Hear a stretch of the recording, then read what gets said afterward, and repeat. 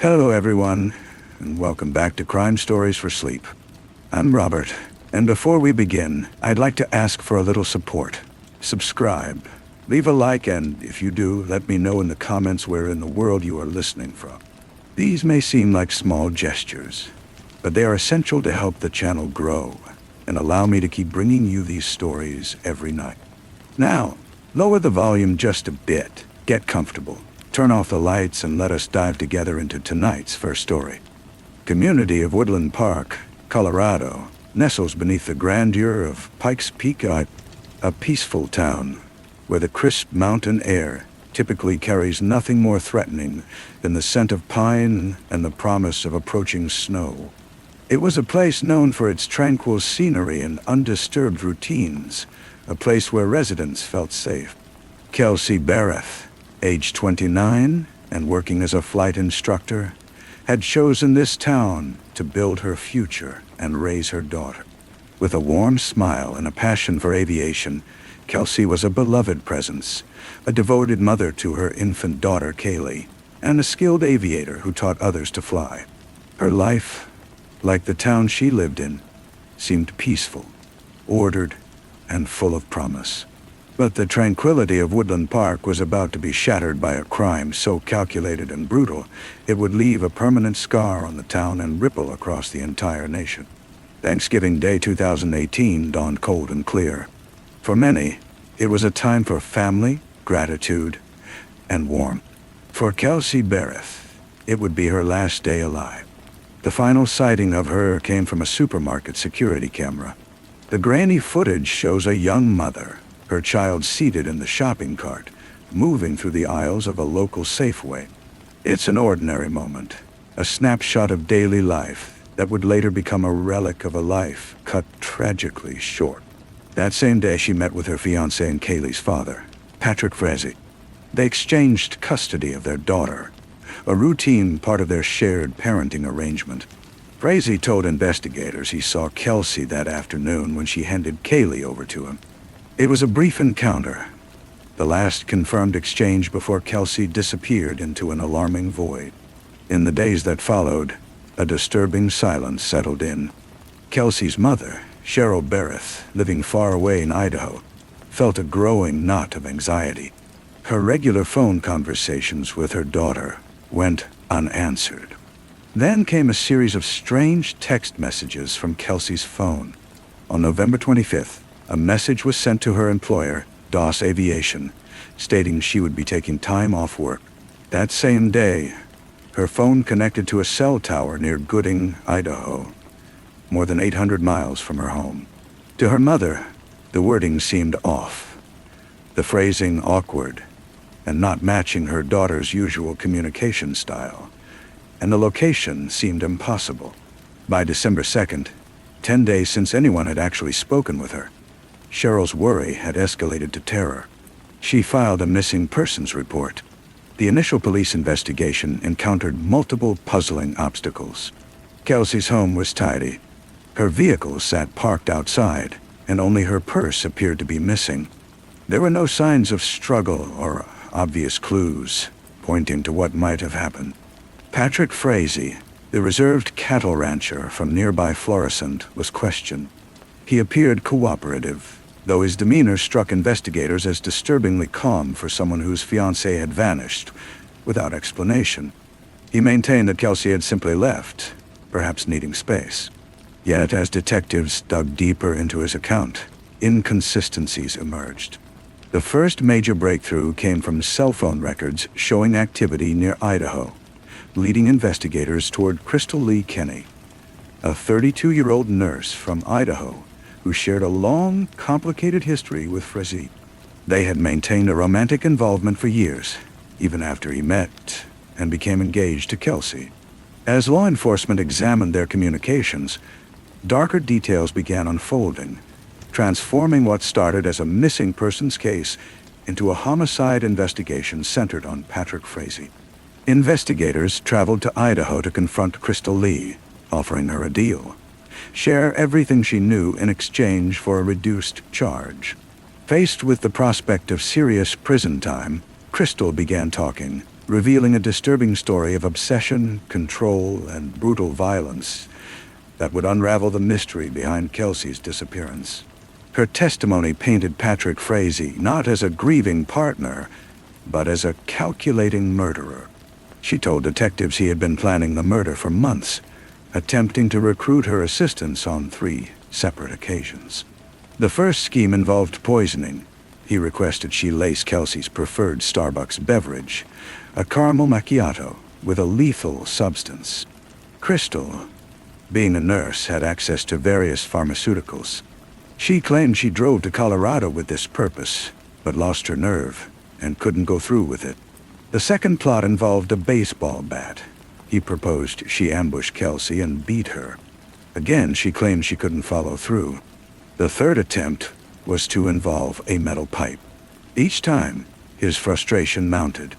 He even fabricated a false story about Kelsey being an abusive parent, alleging she had burned their daughter with a curling iron, claims investigators determined were completely unfounded.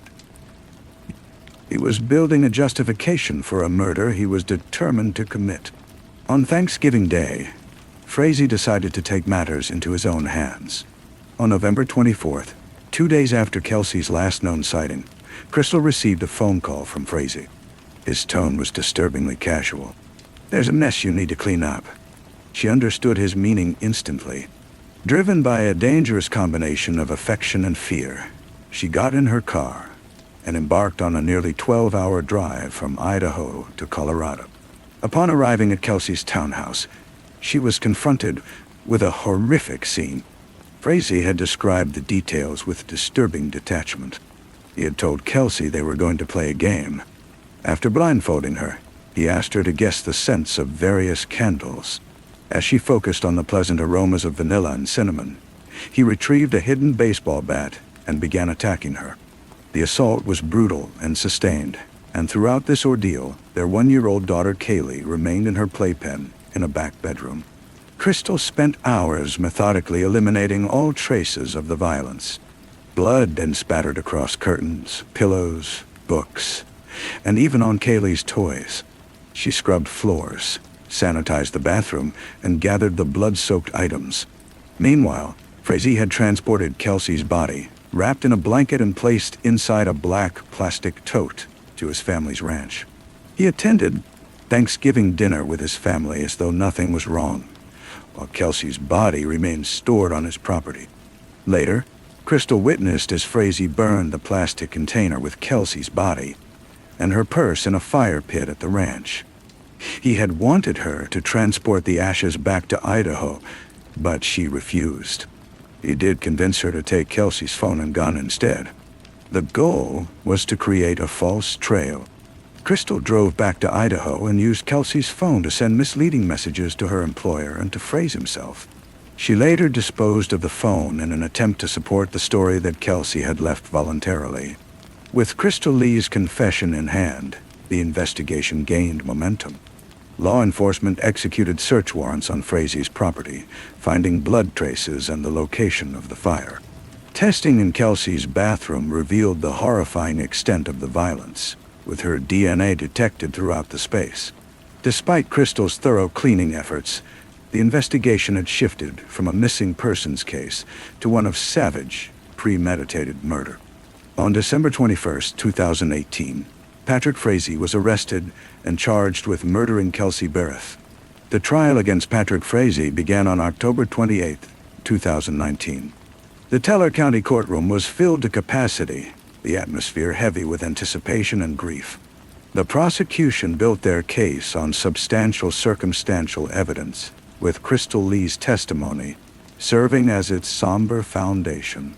For several days, she occupied the witness stand, her voice frequently trembling as she recounted the appalling details of the crime and her role in covering it up. She described Frazee's manipulative tactics, her own fear of him, and the gruesome task of cleaning the murder scene. Defense attorneys persistently challenged her credibility, portraying her as dishonest and a scorned lover prepared to say anything to protect herself. They emphasized the absence of a body, a murder weapon, or a confession from Frazee himself. However, The prosecution had more than just Crystal's statement. They presented cell phone data that verified her travels. They showed footage from a neighbor's security system. A Verizon employee testified that after Kelsey was reported missing, Frazee had visited the store asking unusually specific questions about accessing phone data. Then an unexpected witness came forward, an inmate who had shared jail space with Frazee. He testified that Frazee had attempted to arrange harm against Crystal Lee, her family, and even the lead detective on the case. It appeared Frazee was trying to eliminate everyone who could testify against him. The most poignant moment of the trial occurred at the conclusion of Crystal Lee's testimony. The prosecutor asked one final heartbreaking question. Had Frazee revealed what Kelsey's last words were? Crystal hesitated, tears streaming down her cheeks, and spoke the words that would resonate in the courtroom and in the memories of all present. She recounted that as Frazee attacked Kelsey, Kelsey had pleaded for mercy with two final words: "Please stop." The jury deliberated for less than 3 hours. On November 18th, 2019, they announced their verdict. Patrick Frazee was found guilty on every charge. These included first-degree murder, felony murder, 3 counts of solicitation of murder, and tampering with a deceased human body. Within an hour, his sentencing took place. The judge delivered a severe condemnation of his actions. He stated that Frazee's deeds were brutal, senseless, without justification. He noted that Kelsey had spent her final evening caring for him, and in return for her kindness, he had violently taken her life and then disposed of her body. Frazee received a life sentence without possibility of parole, plus 156 additional years. After the trial concluded, the remaining pieces of the tragedy became clear. Crystal Lee Kenny was sentenced to 3 years in prison for evidence tampering. Her sentence was eventually reduced to 18 months, and she was released on parole in March 2021. Kelsey and Patrick's daughter, Kaylee, was placed with her maternal grandparents, Cheryl and Darryl Barrett, who are now her guardians. They have established an aviation scholarship in Kelsey's honor, commemorating the passion that defines so much of her life. The tragedy of Kelsey Barrett represents a profound and senseless loss. A young mother's life was taken by the person she was planning to marry, someone who orchestrated her death with chilling detachment. Her body has never been recovered, a final cruel act for her grieving family.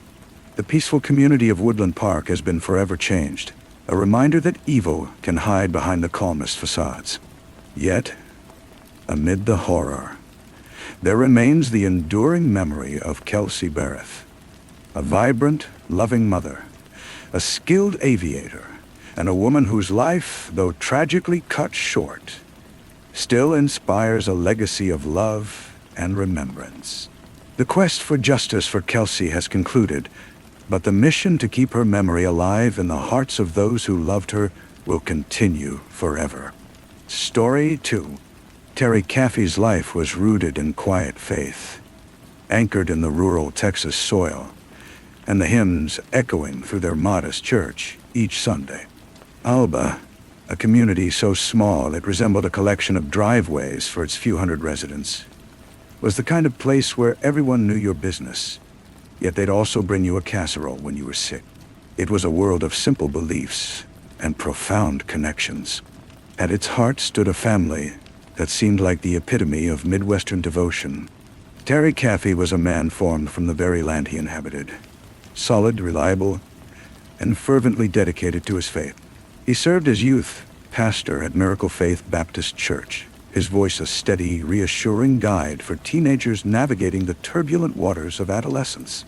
His wife, Penny, embodied the family's tender core, a woman whose kindness shone as brightly as the Texas sun. She played the organ at church, her fingers gliding over the keys, filling the worship space with melodies that whispered of hope and salvation. Together, they had built a life that seemed blessed by grace, a haven of their own, tucked away in the woods roughly 60 miles east of Dallas. Their 3 children composed the harmonies in their life's song. Erin, aged 16, was the eldest, a girl with a radiant smile and music in her soul. She sang in the church choir, her voice clear and sweet, reflecting the wholesome upbringing her parents had carefully crafted. For a time, she and her siblings were homeschooled, their studies infused with a Bible-centered curriculum designed to shelter them from life's harsher aspects.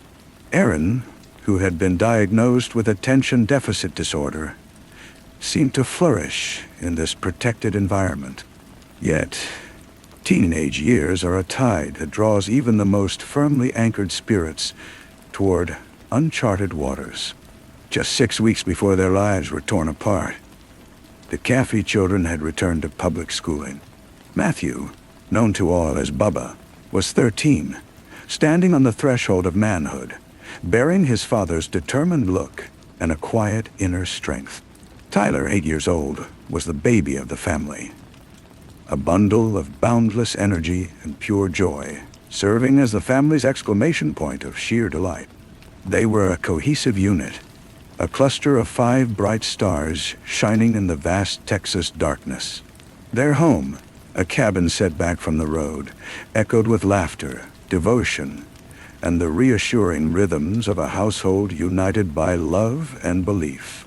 However, a new element had lately woven into their life's melody, a jarring note that grew increasingly disruptive. Erin, employed part-time at the nearby Sonic Drive-In, had met someone named Charlie Wilkinson. Charlie was 19 years old, a bit older than Erin, and carried himself with a confidence that seemed both captivating and dangerous. To a girl nurtured within the protective fold of a devout family, he represented an opening to an alternate world filled with exciting new possibilities. Their connection formed quickly and powerfully. It was that brand of first romance that feels like a revelation, a natural force shifting one's entire world onto a new course. For Erin, Charlie became her centerpiece. Her family's previously vibrant world started to seem like a faint satellite instead. The Caffeys sensed not light but darkness. Terry and Penny harbored immediate concern about Charlie, a parental vigilance born from broader life experience. Their worries were justified. Charlie's MySpace profile revealed digital terrain scattered with content alien to their daughter's upbringing. The first sign of trouble emerged when Penny spotted Erin wearing a ring during worship service. It was a promise ring from Charlie's grandmother, a symbol of commitment Penny and Terry deemed far too weighty for their teenage daughter. Penny insisted she return it immediately. This demand ignited tension in an atmosphere already thick with unease. Arguments intensified quickly. Erin transformed from obedient and considerate to argumentative and rebellious. Her cheerful expressions dwindled into brooding irritation. She neglected her once cared-for appearance. Resisting her parents' objections only tightened her grip on Charlie. Battles over young love unfolded, a timeless struggle assuming near scriptural gravity within their home. One night, Penny caught Erin on her cell phone well after curfew, laughing softly with Charlie. This incident proved decisive. Penny seized both phone and car keys, grounding Erin completely. Even supervised visits from Charlie ceased entirely. For Erin, it felt like imprisonment just as horizons were broadening. Fury mixed with entrapment fueled resentment inside her heart, entwining adoration for Charlie alongside mounting animosity toward her parents, whom she saw as obstacles. She confided plans of fleeing home upon turning 17, leaving behind the sweet, serene former self, replaced by someone unrecognizable. During a heated dispute, she phoned Charlie in tears with concerning allegations. The truthfulness or embellishment of her claims was secondary to the story she was constructing in her thoughts. Her parents had transformed from guardians into captors in her mind. This narrative began to assume a menacing form. The beginnings of a terrible idea, once inconceivable, began to take root in the dark depths of her rage. In an eerie foreshadowing, she had even asked a former boyfriend to harm her parents when they objected to that romance. He had declined and ended their relationship, a choice that probably saved his own conscience and her family's lives temporarily. However, with Charlie, the concept found receptive soil. He did not shy away from the darkness within her. He appeared to embrace it. The plan did not materialize suddenly, but was nurtured over a month through whispered conversations and secret meetings. Erin and Charlie began discussing a permanent solution. The obstacle was her family, so the answer, in their twisted logic, was to eliminate that obstacle. This reasoning was so distorted and fundamentally wrong that it could only thrive within the insulated space of their toxic relationship. They were not alone in their dissent. Charlie recruited his friend, 20-year-old Charles Wade, a young man easily influenced and craving acceptance. Wade's 18-year-old girlfriend, Bobby Johnson, was enlisted as the getaway driver. The foursome formed a dark alliance, united by their shared objective in a pact of looming brutality. Erin, the girl most familiar with the home's layout, became the architect of its destruction. She drew floor plans, described the arrangement of rooms, and outlined her family's nightly routines. She assured them she would handle the family pets to prevent them from barking and warning her parents upon the intruder's arrival.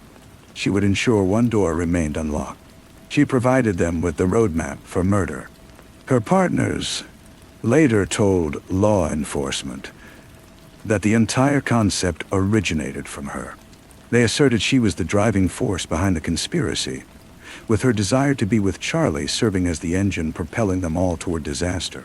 In her own subsequent emotional accounts, Erin would claim she thought it was all talk, a dark fantasy they were entertaining. Yet her actions in the weeks and days before the attack painted a contradictory picture. She was an engaged participant, an eager partner in the plan to destroy her own family. The final days of February 2008 ticked by slowly. The strategy was finalized. Weapons, a gun, and a sword were obtained. March 1st in its early hours was selected as the date.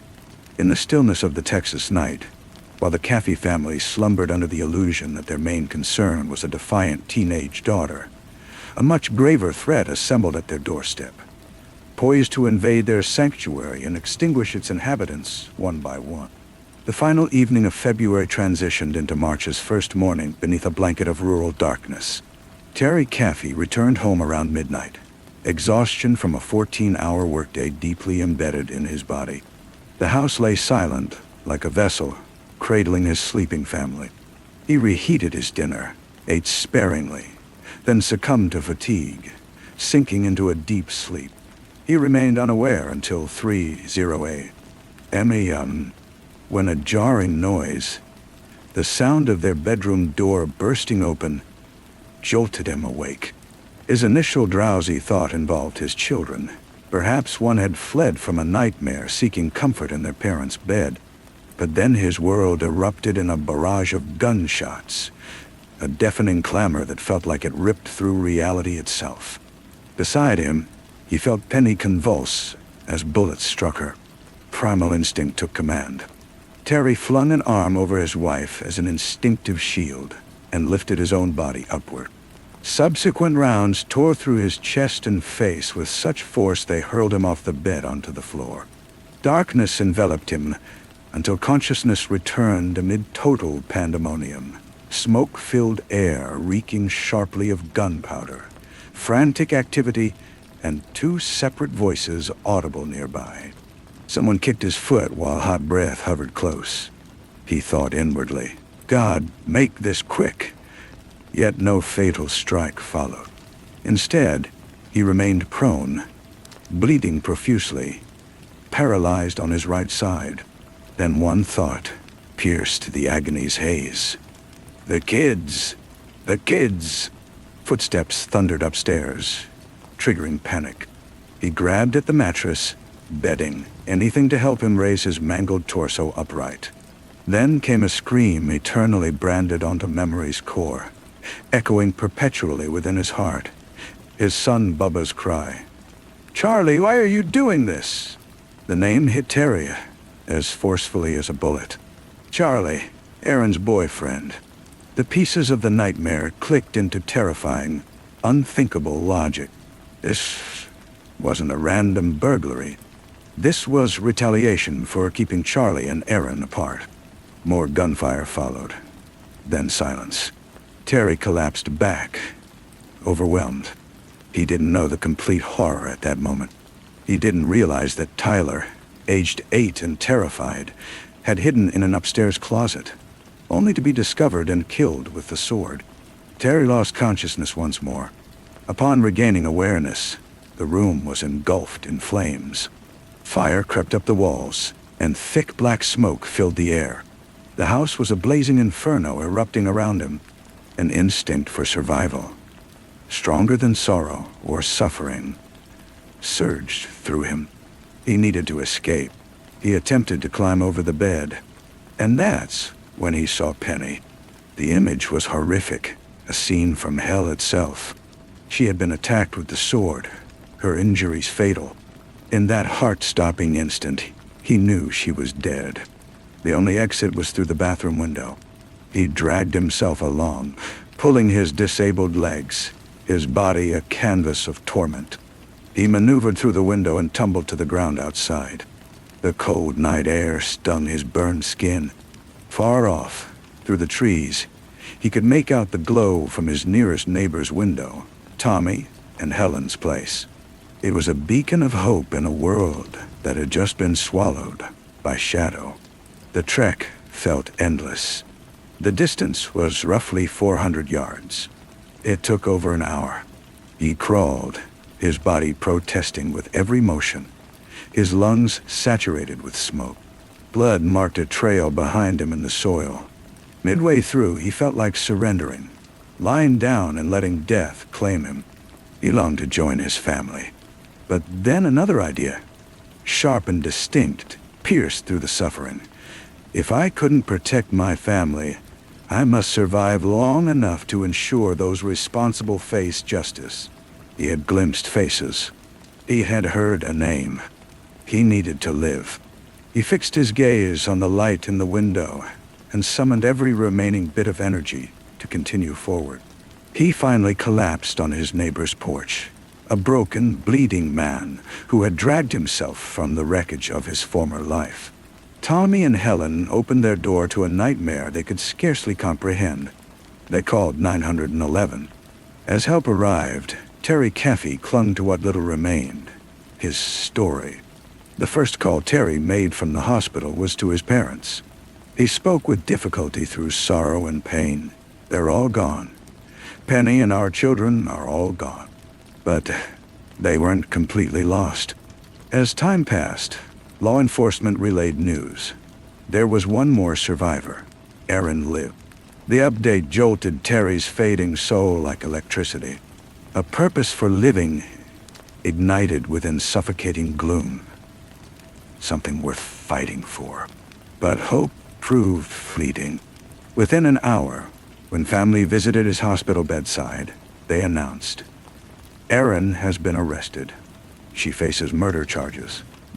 Terry surged upward from the bed, despite injuries, protesting loudly. No, he yelled, a primal cry of disbelief and despair. It can't be. Not Aaron. Not Aaron. Yet it was true. Police had located 4 suspects mere hours after the attack, asleep inside Charles Wade's mobile home, where Aaron claimed she'd been abducted and drugged, but her story immediately crumbled under investigation. The crime scene revealed a tale of intimate fury. The house had been set ablaze using lighters. The accomplices began speaking. Charlie Wilkinson and Charles Wade both accused Aaron directly, stating the plan was hers.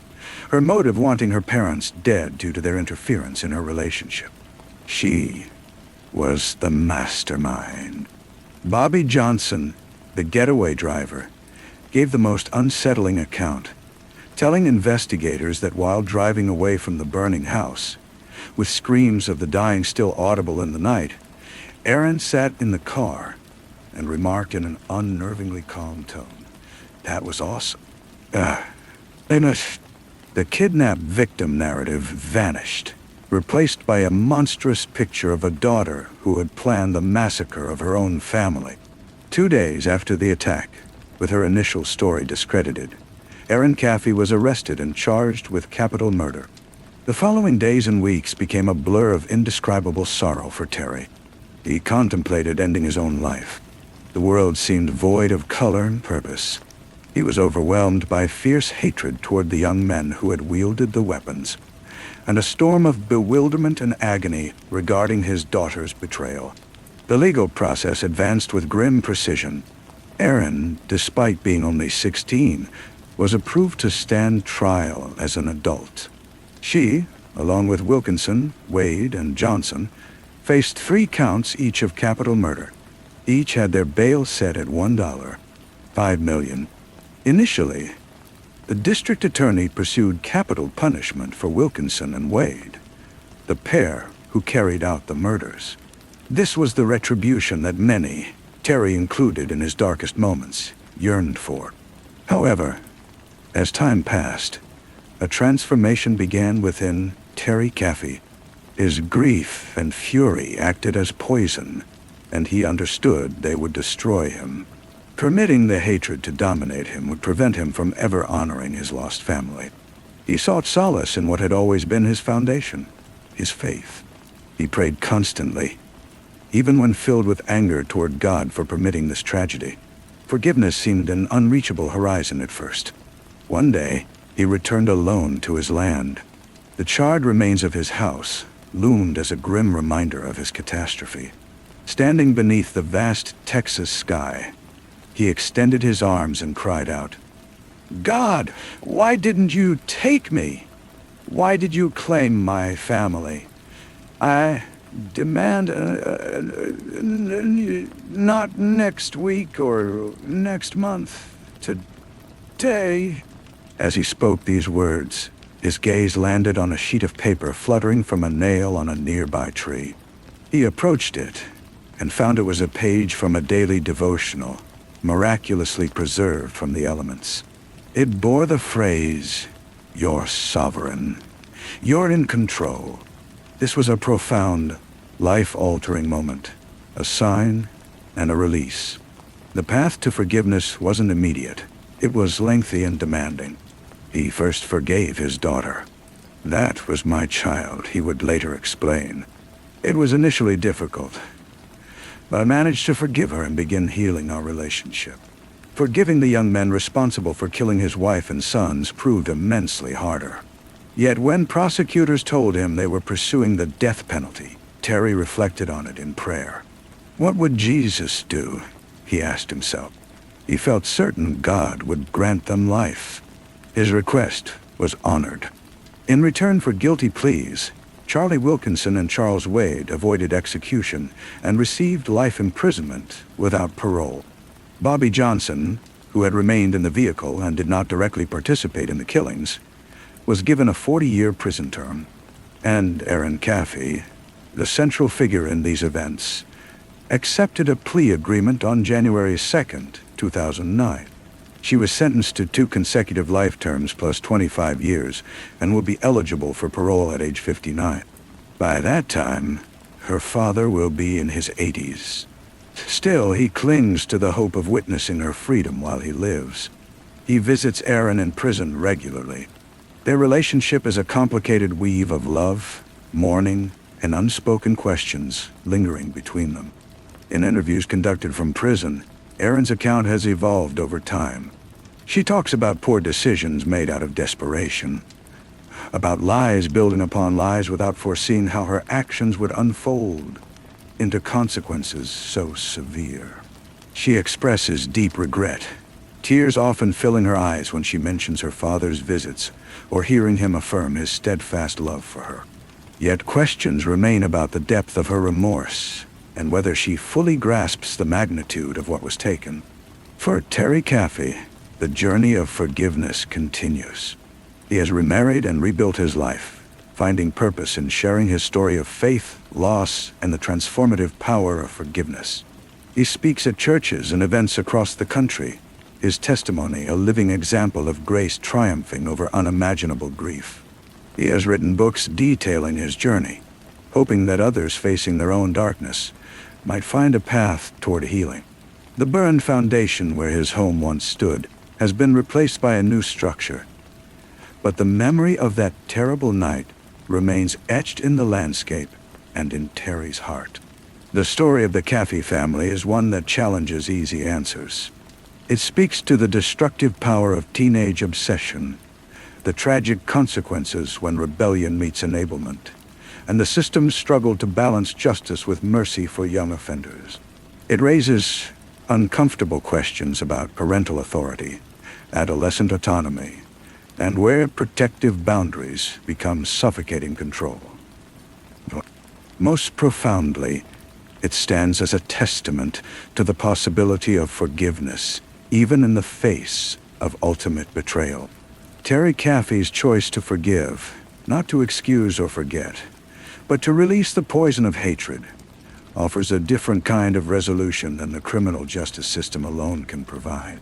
His story doesn't erase the horror of what happened on that March morning in 2008, but it offers a glimmer of redemptive possibility in a narrative otherwise defined by senseless tragedy. The small community of Alba has slowly healed, though the scars remain. The church where Penny played organ and Terry preached still stands, a place where the family's memory is honored and their loss mourned.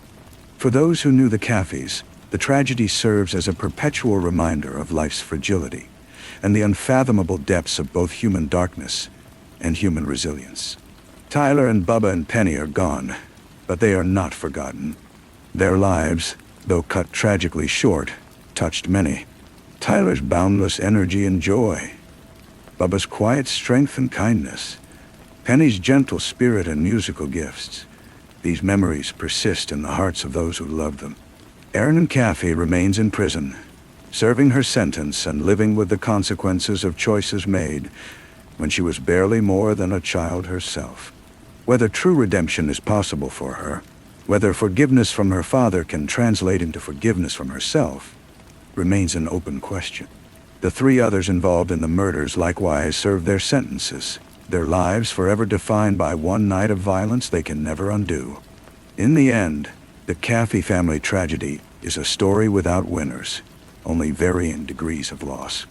It's a reminder that evil can emerge from the most unexpected places, that love can be twisted into something unrecognizable, and that even faith-filled, devoted families are not immune to devastation.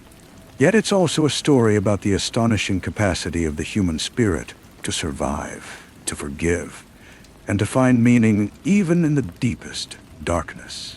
Terry Caffey's journey from victim to survivor, to advocate for forgiveness, stands as a beacon for others navigating their own impossible grief.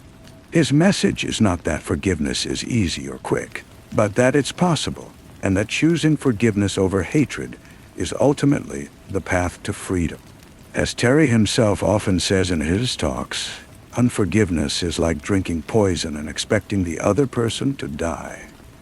Forgiveness set me free.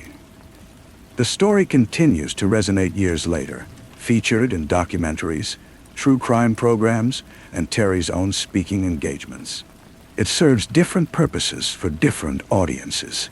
A cautionary tale about the dangers of teenage relationships run amok.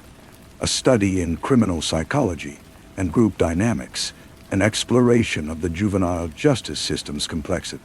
But perhaps most powerfully, it stands as a profound meditation on forgiveness, its challenges, its necessity, and its transformative potential even in circumstances that seem beyond forgiveness's reach. Story 3. Ascot, a town nestled in the verdant heart of Berkshire, is a place of manicured gardens and quiet wealth, far removed from the harsh realities of London's sprawling urban landscape. It's a place famously associated with horse racing, high society, and a particular brand of English decorum. In this picturesque setting, on what locals call Millionaire's Row, life seemed to progress with peaceful, predictable rhythm. It was within this idyllic backdrop that Joanna Simpson had made her home, an elegant dwelling that symbolized her success and her vibrant, optimistic spirit. To outsiders, Joanna, a 46-year-old mother of two, epitomized a fulfilled life. She was a successful businesswoman, having managed a popular bed and breakfast, and a devoted mother to her two young children. Those close to her described her as warm-hearted and generous, a woman whose joy was infectious and whose loyalty was unwavering. Her husband, Robert Brown, seemed as if he had stepped directly from a glossy magazine depicting a life of adventure and achievement. As a captain with British Airways, he flew Boeing 747s on long-haul routes to exotic destinations, a career that bestowed upon him an aura of authority and sophistication. He was handsome, fit, a three-time champion in UK fell running competitions, and outwardly, the perfect match for the spirited Joanna. They were an enviable couple enjoying a lifestyle of comfort and privilege that many could only imagine. However, behind the pristine facade of their Ascot home, another story was unfolding. A tale of control, resentment, and an encroaching darkness that would ultimately consume everyone involved. Robert Brown was not the man he appeared to be. Beneath the polished surface of the accomplished pilot existed someone characterized by those close to him as rude, arrogant, and emotionally distant.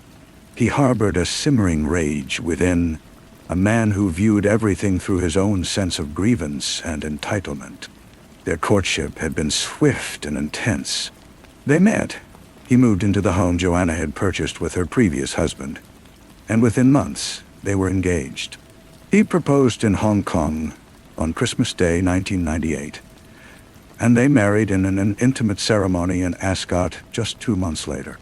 Yet even during their honeymoon in Cape Town, initial cracks began to show. Joanna called her mother with worry in her voice and admitted that marrying Robert had been a terrible mistake.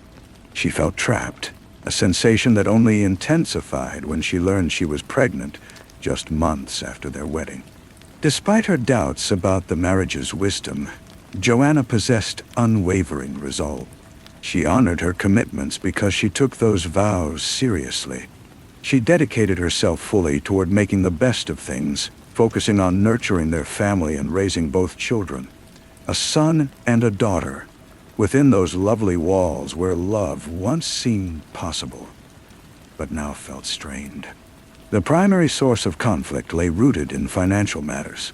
Prior to marrying Joanna's father, a wise guardian always mindful of protecting his daughter's interests, had required signing a prenuptial agreement beforehand, ensuring protection of the assets she brought into the marriage.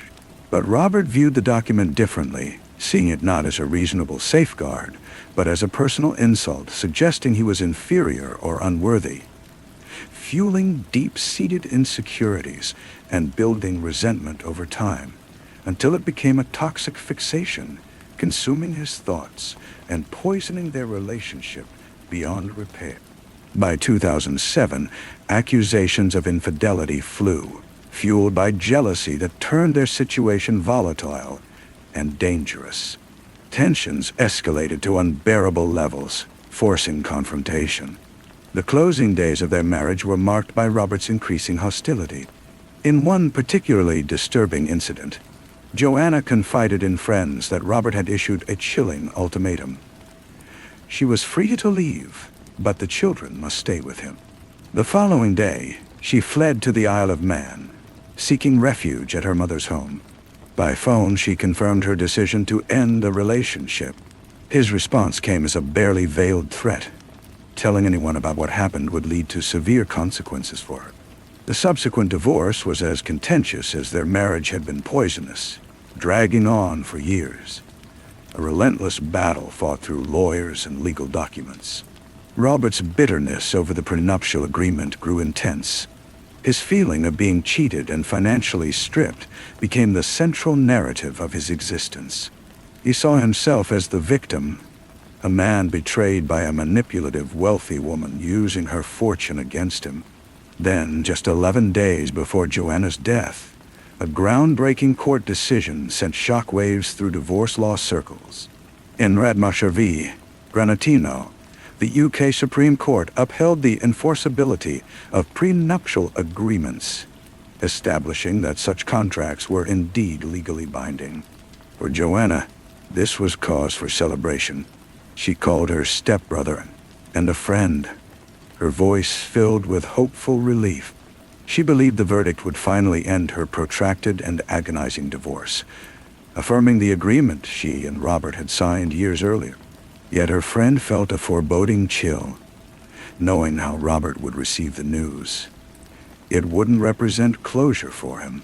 Instead, it would serve as an infuriating final confirmation of his impending defeat and denial of the money he so desperately wanted. For Robert Brown, the Radmacher ruling represented the last unbearable insult. His self-pity and fury at the perceived injustice merged into grim determination.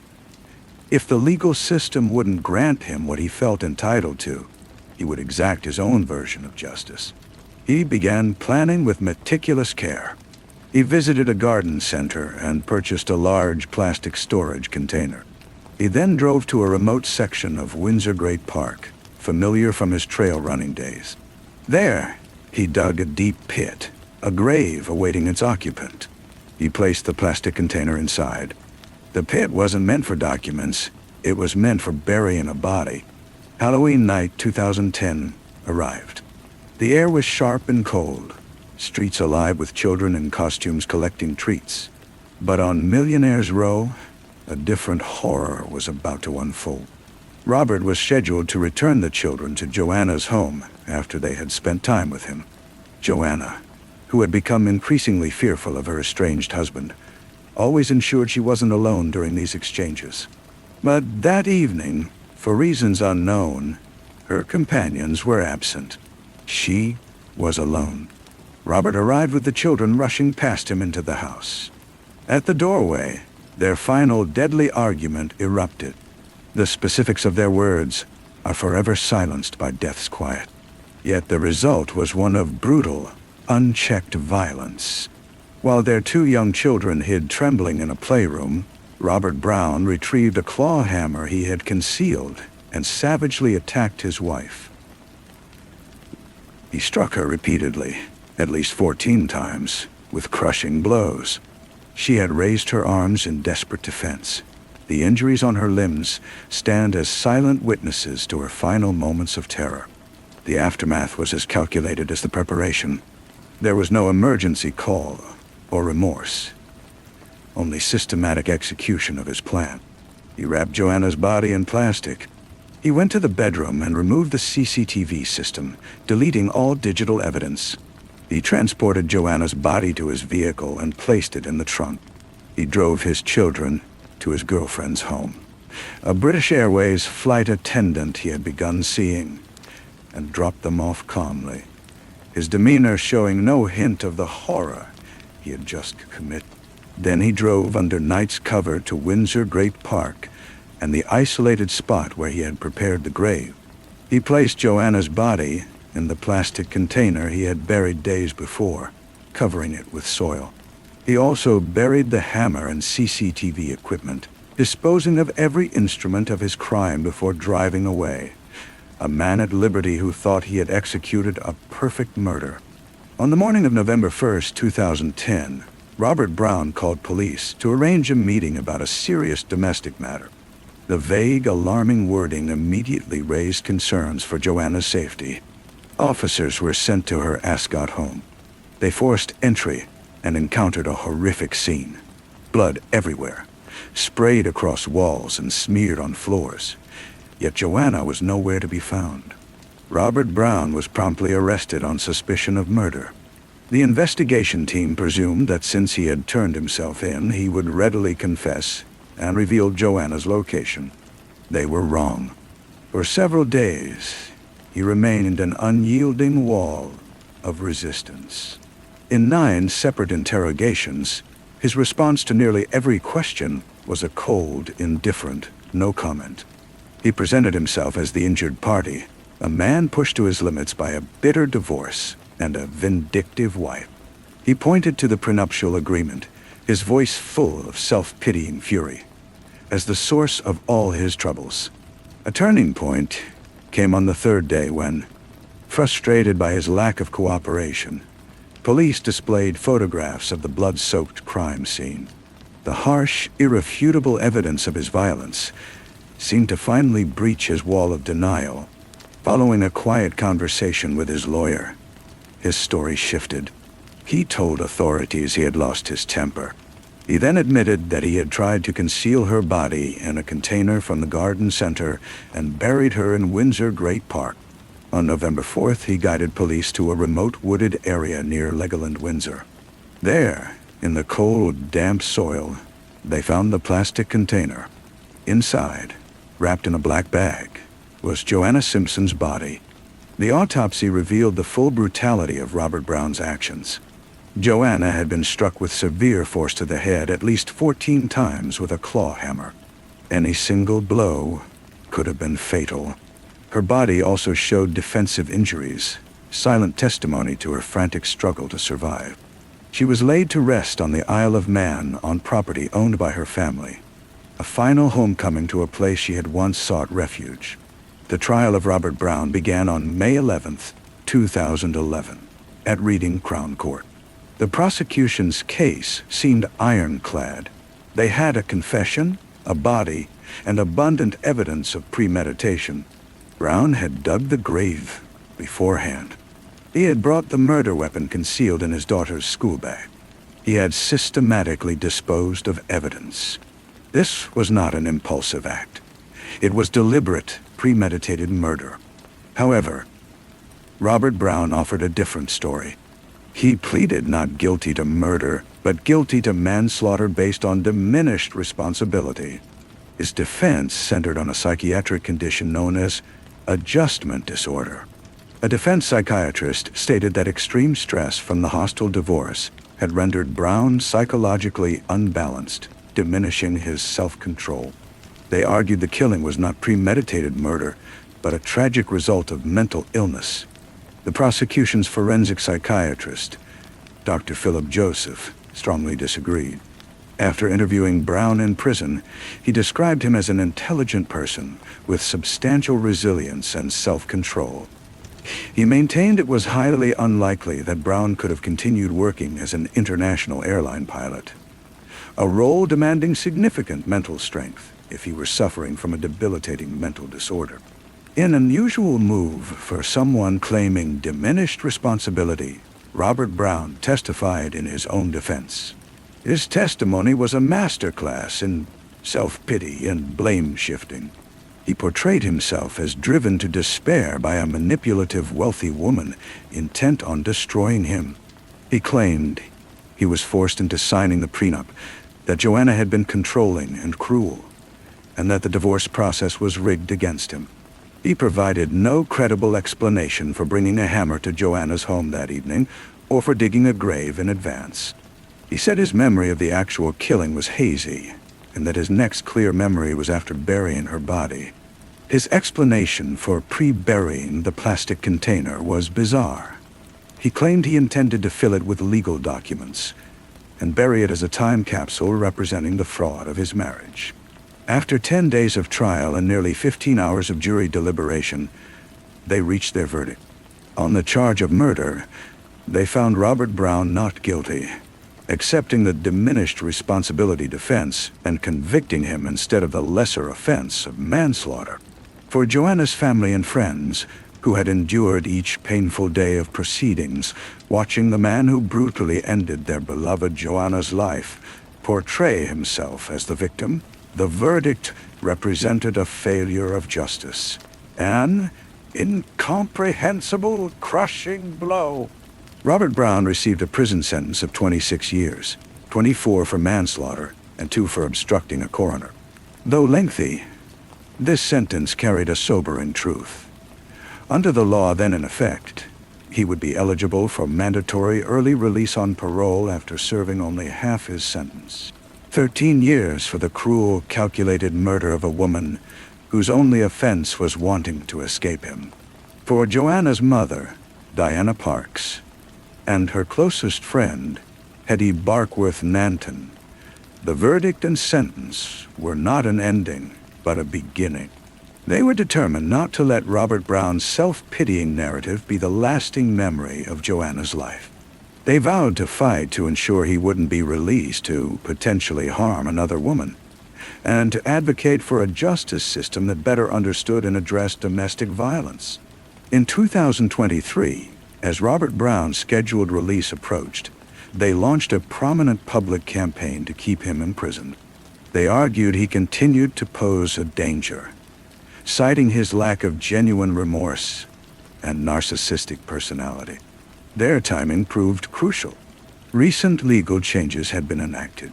The Police, Crime, Sentencing, and Courts Act of 2022 granted the Justice Secretary new authority to block automatic release of any prisoner deemed a serious public risk. On October 10, 2023, just weeks before Brown was scheduled for freedom, Justice Secretary Alex Chalk announced he would use these new powers. Robert Brown's automatic release was blocked. Brown, maintaining his victim posture, challenged the decision in high court, claiming the Justice Secretary's action was politically motivated, influenced by the media campaign. However, in February 2024, the High Court rejected his appeal. The judge determined there was substantial reason to believe that upon release, Brown presented a significant risk of causing serious harm and warranted thorough parole board evaluation. The tragedy of Joanna Simpson is a story of a life violently cut short and a legal system that mischaracterized a deliberate killing. Yet it's equally a story of maternal love and unwavering friendship. It's about how two women, facing unimaginable grief, found the strength to pursue justice, to speak for the voiceless, and to ensure that from the darkness of one woman's death, a light of hope and reform could emerge. Joanna's life was defined not by her death, but by the love she kindled. A love that still drives the quest for a world where no other woman suffers her fate. Story 4. On the morning of Sunday, February 4th, 2024, Samantha Murphy woke to what promised to be a typical Australian summer day in Ballarat East, Victoria. At 51, Samantha was the vibrant heart of her family, a mother of 3 who, along with her husband Michael, ran an automotive repair shop deeply woven into their tight-knit community. Samantha was perpetually in motion, her energy a defining trait. An avid runner, she was a familiar sight along the roads and trails threading through the area.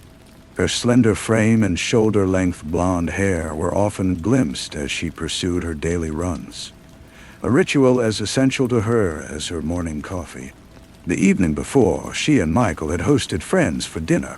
During the meal, Samantha mentioned her plans for the following morning: a 14-kilometer run through Wowokarong Regional Park, the sprawling stretch of native bushland locals, simply called the Canadian Forest.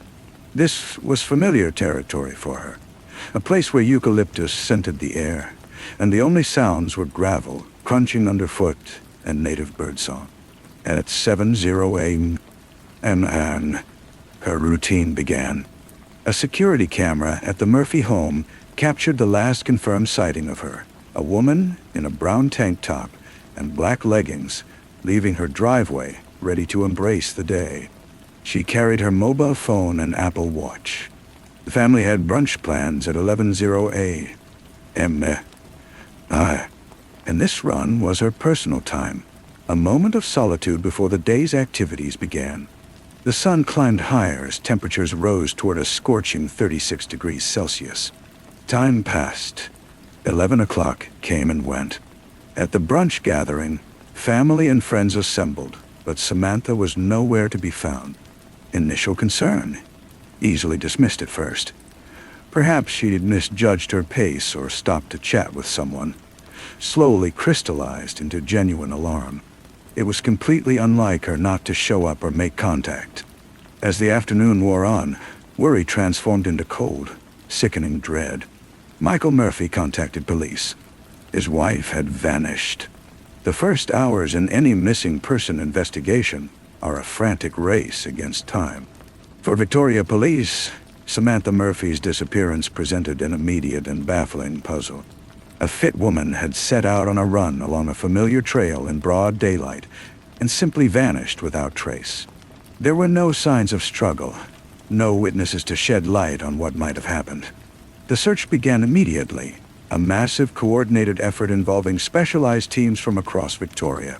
Search and rescue personnel, canine units with tracking capabilities, mounted police on horseback, and aerial support circling overhead all converged on the Canadian forest. They were joined by state emergency service volunteers, Parks Victoria staff, Country Fire Authority members, and a growing army of local volunteers, friends, neighbors, even strangers, all united by collective disbelief and determination to help. The terrain being searched was vast and unforgiving.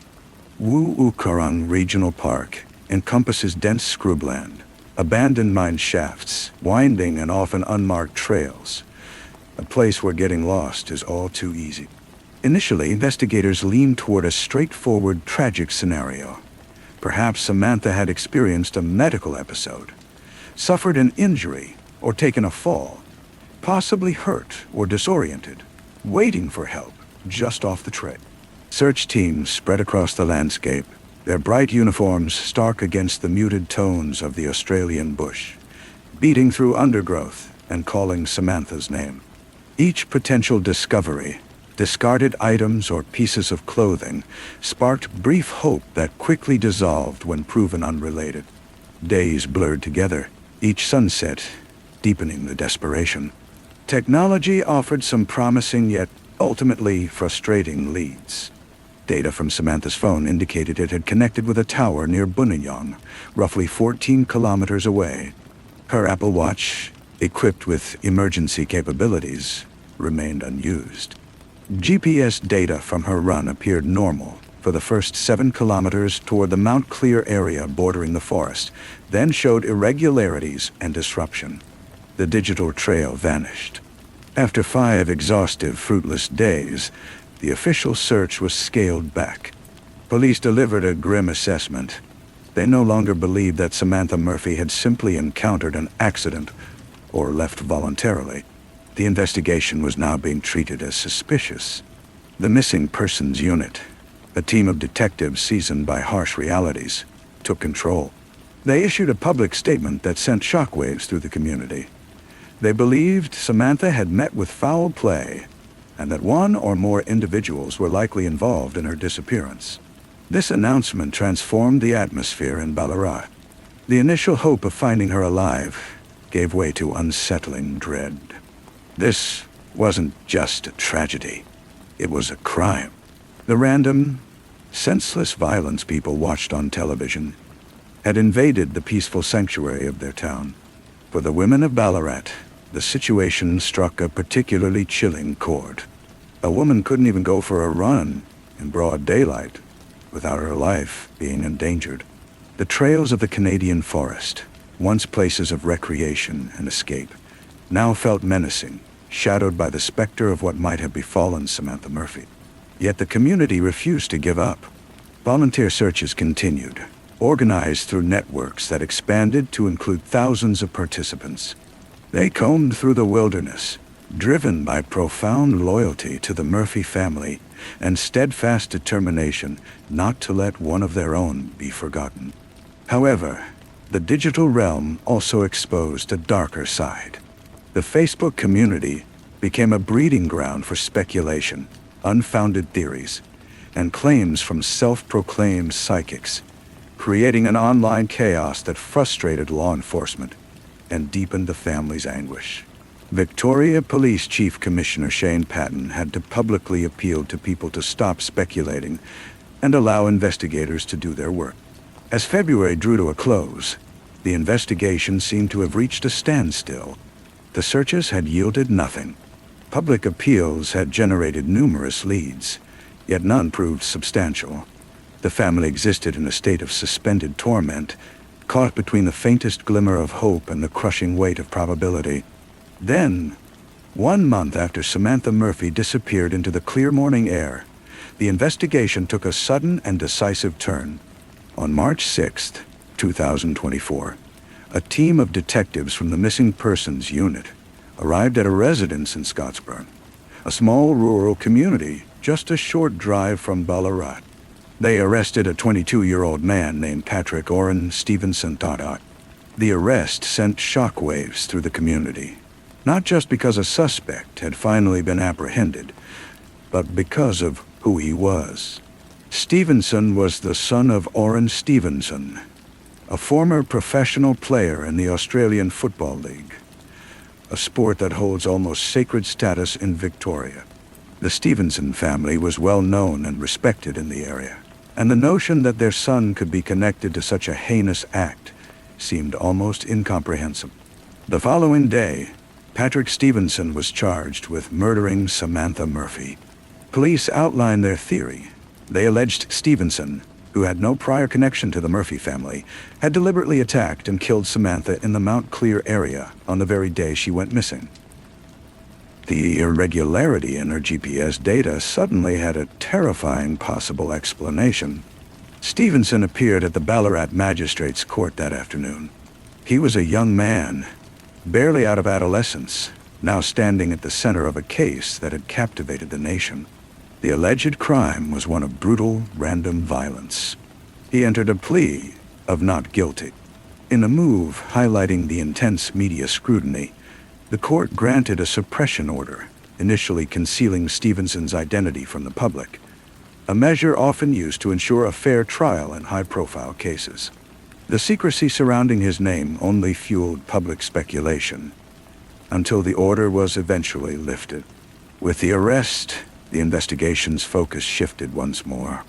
It transformed from searching for a missing person to searching for remains. Finding Samantha became the paramount goal, not only to strengthen the case against Stevenson, but also to provide her devastated family some measure of closure.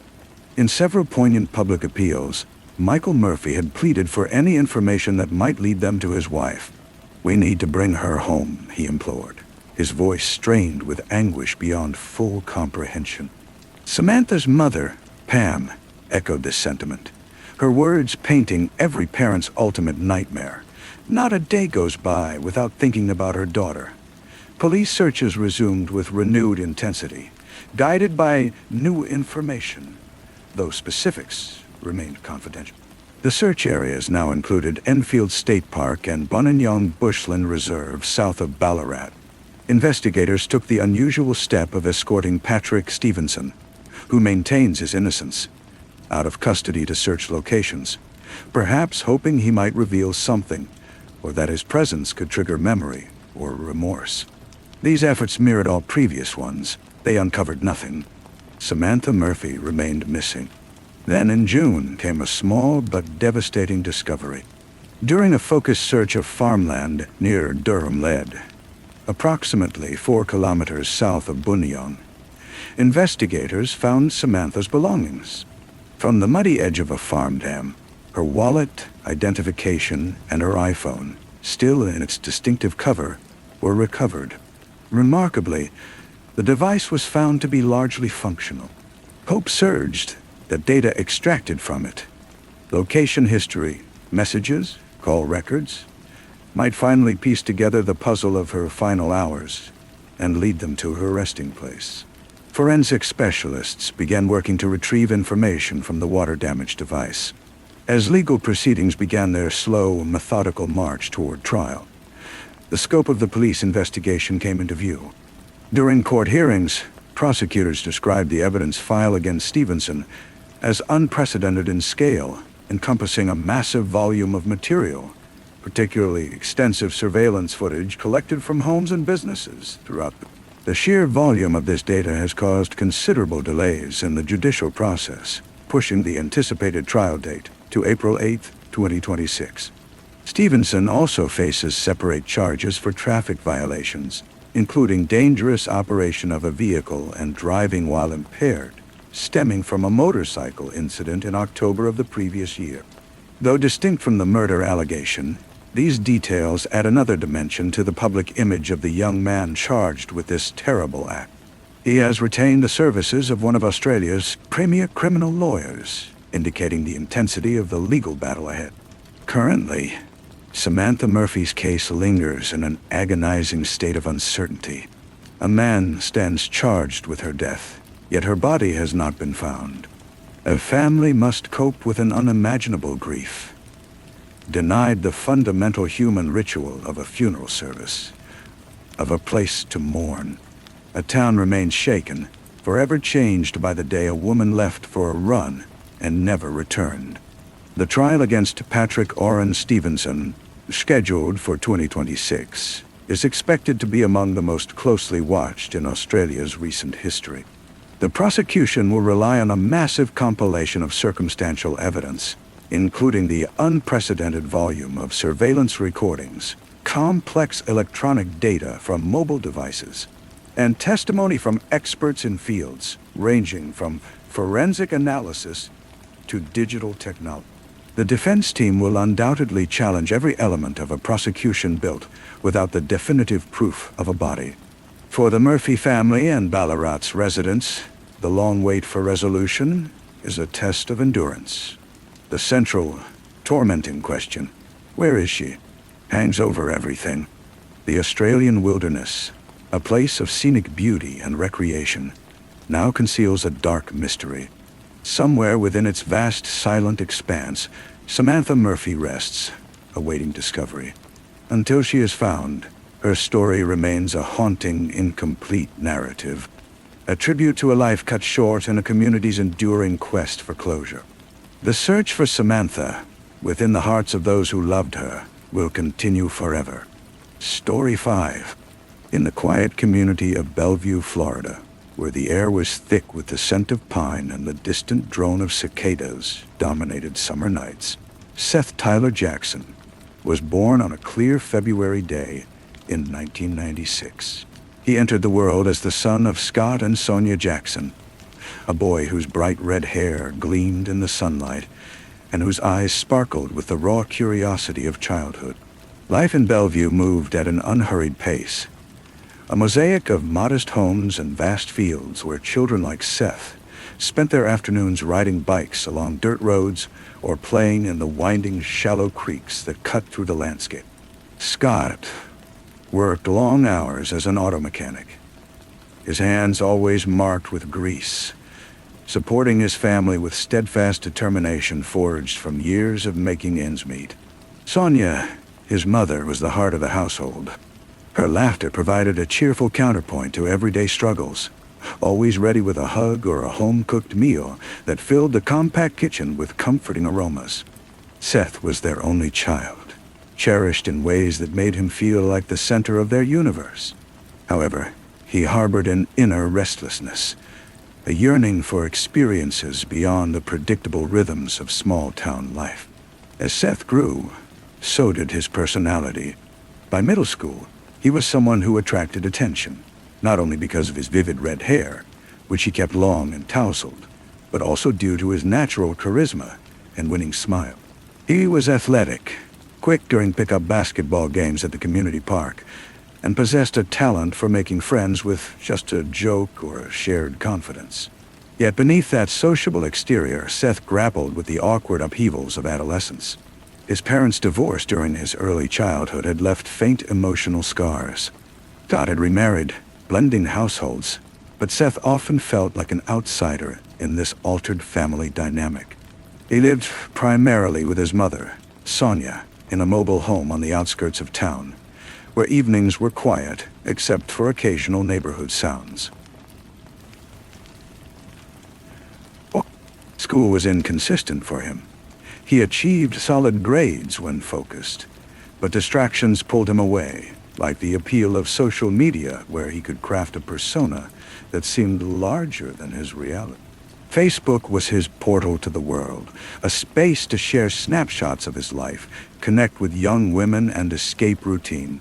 It was there, illuminated by a digital screen, that he first encountered Amber Wright. Amber was 15 years old, the same age as Seth when their paths crossed during spring 2010. She lived a short distance away in a cramped trailer she shared with her mother, Tracy, her stepfather, Dwayne Hooper, and younger siblings, including her stepbrother, Kyle. Tracy's life was a whirlwind of low-paying jobs, her days blurring into nights of exhaustion, while Dwayne's anger simmered like an overheated pot. Amber had dark hair and defined features that drew compliments for her looks, but beneath the surface lay fragility. Her family life was tense, characterized by arguments echoing through thin walls, and an atmosphere of unpredictability that drove her to seek stability in romantic relationships. She was popular among peers, the person everyone confided in, but friends later noted she tended to hold grudges, her feelings igniting quickly and intensely, like sudden storms. School for Amber functioned as an arena for social maneuvering. She moved among groups, blending confidence with insecurity, frequently turning to Facebook to express frustrations or engage in distant flirtations. Their connection began online, as many teenage relationships did in that era before smartphones became ubiquitous. Each notification delivered a small thrill. Seth reached out first, drawn to her profile pictures, showing her at parties or posing with friends. Amber responded, her messages clever and engaging, and soon they were talking daily about school gossip, favorite music, dreams of leaving Bellevue behind for greater adventures. By summer, they were a couple, stealing kisses behind bleachers at weekend football games and cruising in Seth's worn pickup truck with windows down and music blaring. Seth was smitten. He posted photos of them together, calling her his ride or die in captions filled with youthful passion. Amber seemed equally swept away, confiding in him about her home struggles, how her stepfather's rage made home unsettling. For Seth, she represented something refreshing, someone who saw him as more than just the red-haired boy from down the road.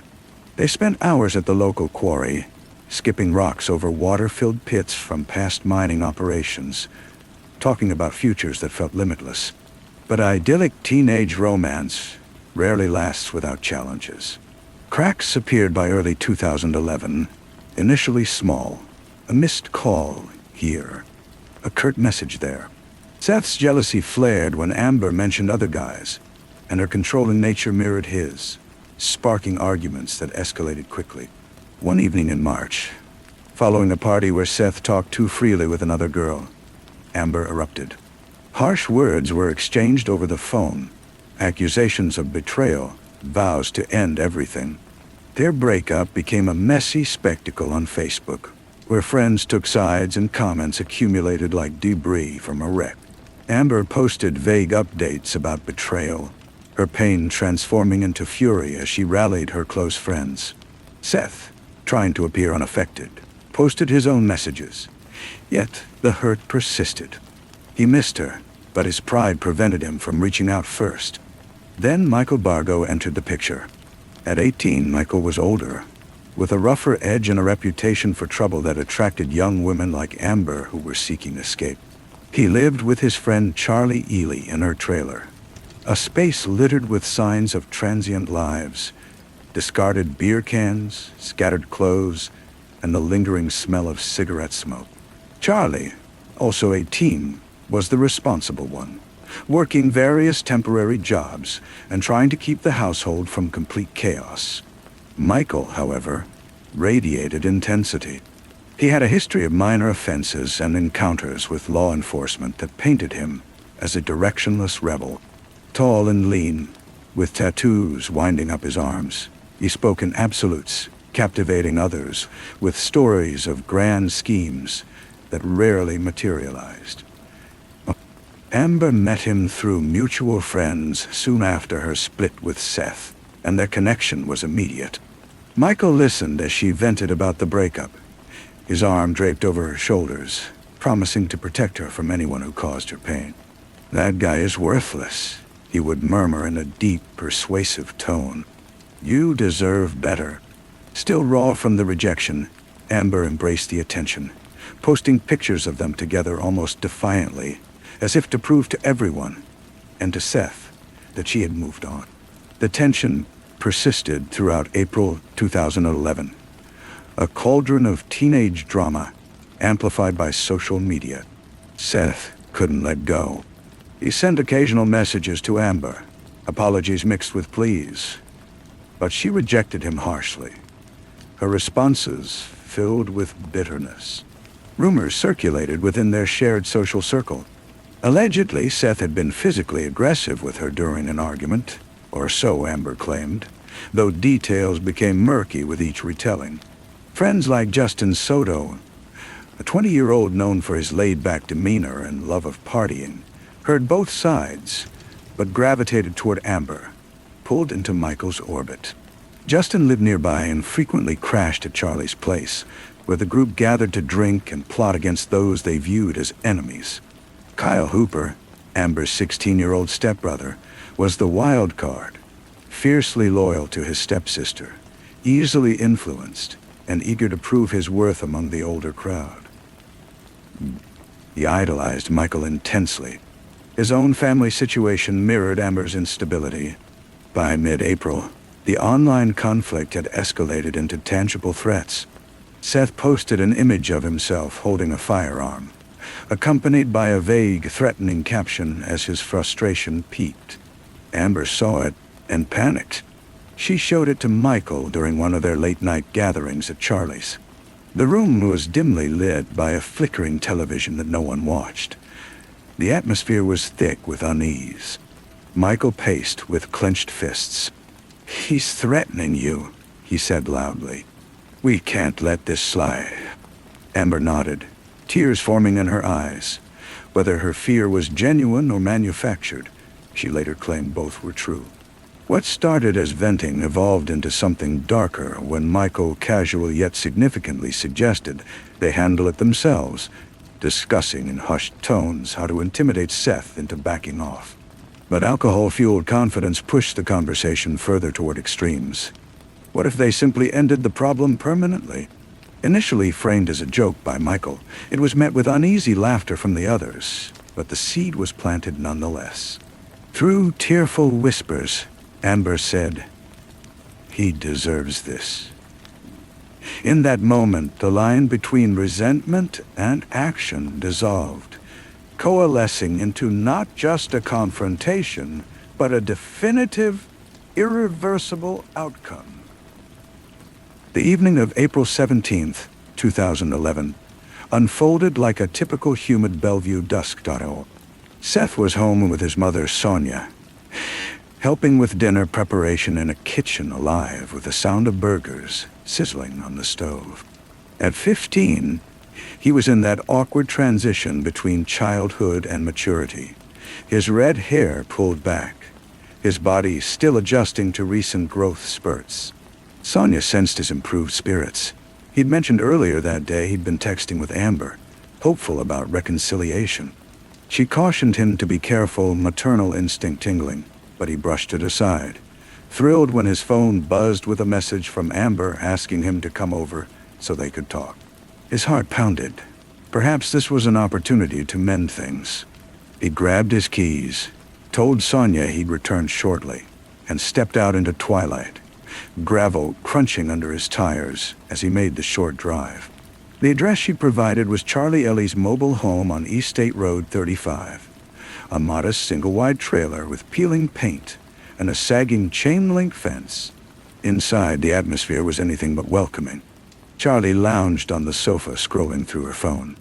Justin and Kyle tinkered with a video game controller. Michael paced restlessly in the kitchen, tension palpable. Amber sat at the dining table, fingers drumming anxiously, a slight smile on her lips as she watched the door. They had prepared with chilling deliberation. A baseball bat was concealed behind the sofa.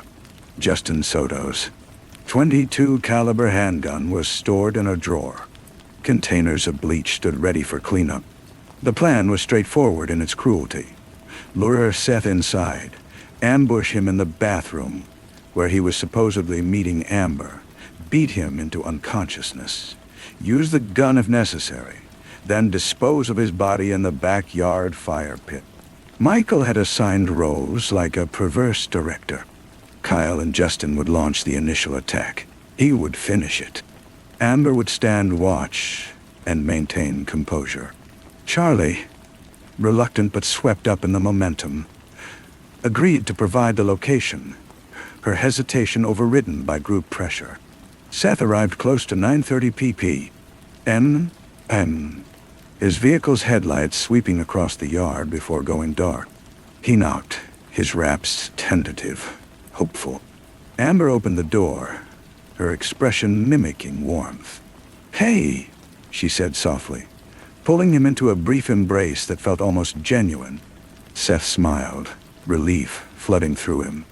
"I missed you," he whispered, unaware of the watchers lurking in darkness. She led him toward the bathroom, the door slightly ajar, steam from a running shower clouding the small space, a detail added to make the ruse more believable. "Wait here," she murmured, her hand resting briefly on his arm. Seth nodded, stepping inside, his back to the living area as he joked aloud about joining her soon. The assault was immediate and savage. Kyle and Justin burst from concealment, swinging the bat. The first strike hit Seth across his back, hurling him into the sink with a cry of shock and pain. "What's happening? Amber," he choked out, turning to see her in the doorway, her expression unchanged. Michael advanced next, grabbing Seth by the hair, dragging him toward the shower as blows rained down relentlessly. Seth fought back, his fists landing on Kyle's face, but he was outnumbered and outmatched. They beat him brutal, bat against ribs, fists against face, blood spraying across pale tiles like grotesque abstract art. Seth's screams echoed, pleading, "Stop! Amber, why?" But Amber remained motionless in the doorway, her role shifting from lure to witness, the reality of what was happening washing over her in waves she couldn't process. They dragged his battered form to the bedroom, where Michael took control. Seth, gasping through broken teeth, begged for mercy. "Please, I haven't done anything." Michael's face was expressionless, his voice icy. "You hurt her."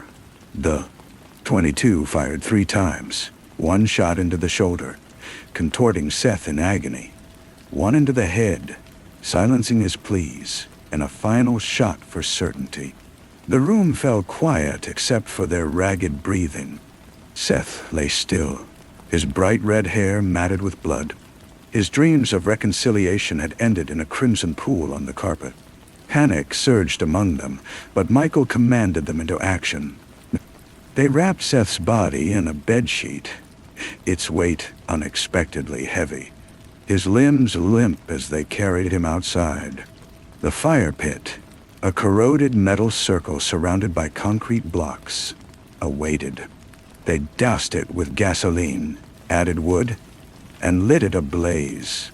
Flames surged skyward beneath a star-filled night. For hours, they maintained the fire, feeding it first with the body, then with clothing and the bat, anything stained with evidence. The smell was overpowering and nauseating, a mixture of burning flesh and chemicals that sent Charlie retching into nearby bushes. Amber lingered close, hands trembling as she scattered bleach throughout the home, erasing traces of Seth's presence. By dawn, the flames had reduced Seth to fragments, bones blackened, flesh turned to ash and cinders. They collected the remains into 2 5-gallon paint buckets, the sludge heavy and repulsive, then drove toward a nearby limestone quarry where the water was dark and still in early morning light. With a splash that echoed like finality, they dumped the buckets, watching bubbles rise before driving away, discarding the empty containers into a pond. The morning of April 18th, Bellevue woke unknowing. Sonia Jackson awoke to an empty home, Seth's pickup absent since the previous evening. Anxiety gnawed at her. She called his cell repeatedly with no answer. Friends hadn't seen him. By midday, worry drove action. She filed a missing persons report with the Marion County Sheriff's Office. Investigators reached the trailer area quickly, a faint smell of smoke still lingering. Tracy grew uneasy, Her daughter Amber seemed odd, evasive. She knows something, Tracy thought, confronting her. Amber crumbled under pressure, sobbing partial admissions. Her mother brought her to the sheriff's office where interrogations commenced. Detective Rhonda Stroop, a veteran investigator with a composed manner masking sharp instinct, met with Amber.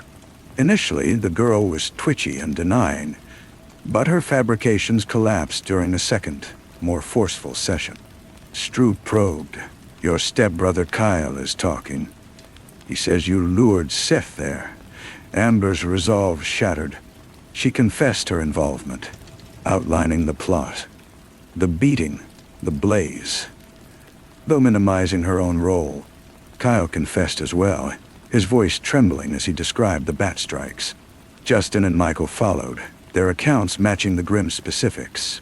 Charlie, weeping, admitted providing the venue. By dusk, all were detained, the trailer cordoned off as a crime scene. The investigation moved swiftly. Davers searched the quarry, retrieving bone fragments and teeth that dental records confirmed as Seth's. Blood traces in the bathroom, the bedroom carpet saturated with evidence, and the fire pit's ashes yielding charred remains all pointed to murder. The autopsy painted a harrowing picture.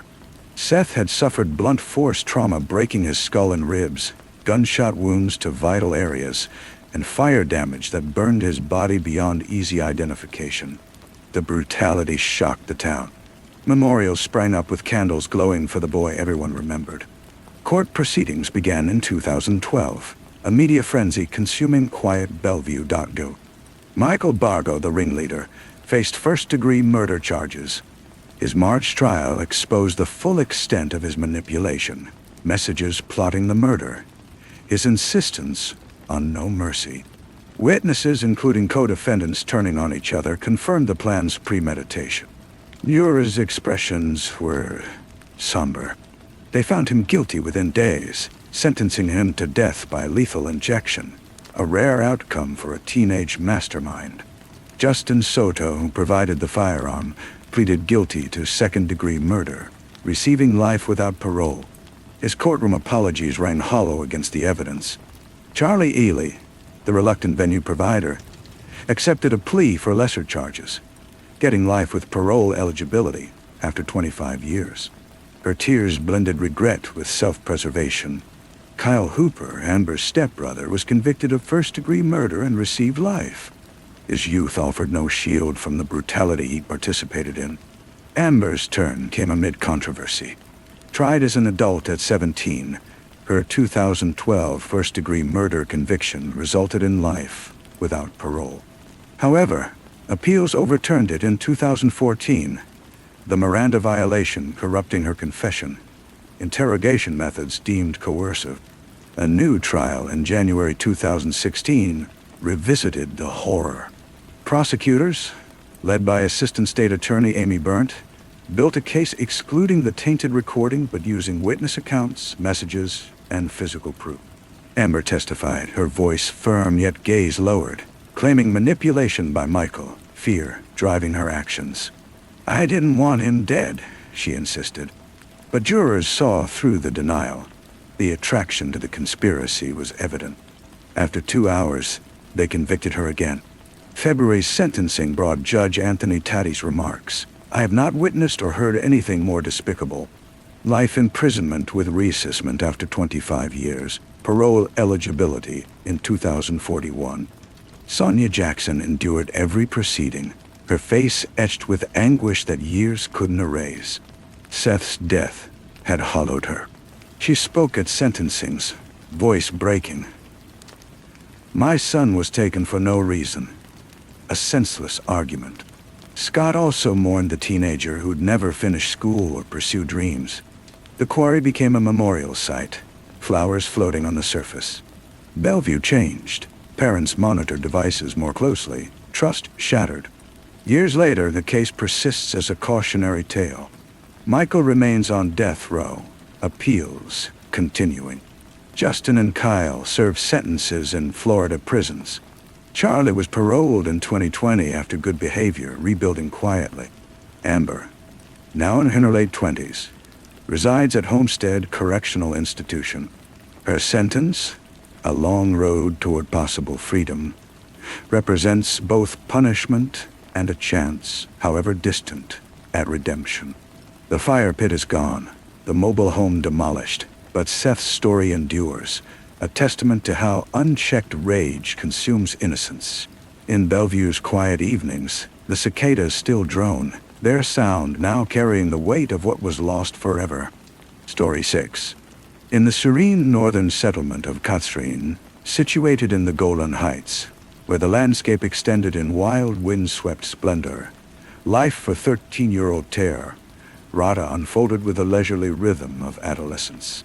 Katsrin was a small town of roughly 7,000 people, many of them families attracted by the region's promise of clean air and close community bonds.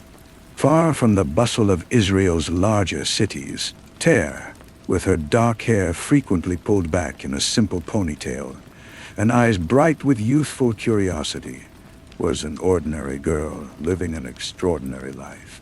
Her family had immigrated from Russia during her early childhood, seeking a better life in this land of promise. She was a student at Nofé Golan School, a modest institution where hallways echoed with student chatter and the occasional creak of old wooden floors. On the morning of December 6, 2006, Ter woke as usual, perhaps lingering slightly over breakfast with her mother, Ilana, and her younger sister, discussing the day ahead with the casual optimism typical of a school morning. The sky outside was overcast, a typical winter chill hanging in the air, yet nothing suggested the tragedy about to unfold. Ter arrived at school that day as on any other, her backpack slung over one shoulder, filled with notebooks and dreams of one day becoming a doctor. Among her classmates, she was known as kind-hearted, someone who avoided conflict, and certainly never smoked or used foul language. Qualities that set her apart among a crowd of typical teenagers testing boundaries. The school, a two-story building with classrooms along corridors faintly scented with chalk and polished wood, hummed with the regularity of midweek lessons. As the day progressed, the final period approached, a mathematics class that Ter, like many students, found tedious. Around 3:30 p.m. During a break, she decided to skip the last lesson, a minor act of rebellion that seemed harmless in its innocence. She lingered in the school courtyard with some friends, laughing beneath the gray sky as wind tugged at their coats. After a while, Ter mentioned she felt thirsty and headed back inside, saying goodbye to her friends with a wave. Several students saw her climbing the stairs to the second floor, her steps light and purposeful. This was the last confirmed sighting of her alive. As the afternoon progressed and the school emptied out, Ter's absence didn't immediately trigger alarm. Her mother, Ilana, a resilient woman working hard to support her family, expected Ter's return home around 4:00 p.m. And when the hour passed without her arrival, Ilana called the school, her voice edged with growing anxiety. By nightfall, concern had escalated into alarm. She contacted law enforcement, who initiated a search. Volunteers from the tight-knit community spread across Katsrin's streets, calling Ter's name into the encroaching twilight. The Golan Heights, with its vast open spaces and hidden pathways, suddenly seemed threatening. A place where a young girl could disappear without trace. Around 7:00 p.m., as searchers combed the school building one final time, a custodian unlocked the girls' restroom on the second floor, an area overlooked amid the chaos. One stall door was locked from inside, an anomaly that sent chills through those present. Looking over the top, they saw her. Ter collapsed in a pool of blood. The scene was horrific, the violent end to a young life in a place meant to be safe. Emergency responders arrived promptly, but futilely. Ter had died from her injuries. The discovery plunged Katsrin into disbelief. Parents clustered in worried groups, Teachers wept openly, and police sealed off the school, transforming familiar halls into an investigation zone.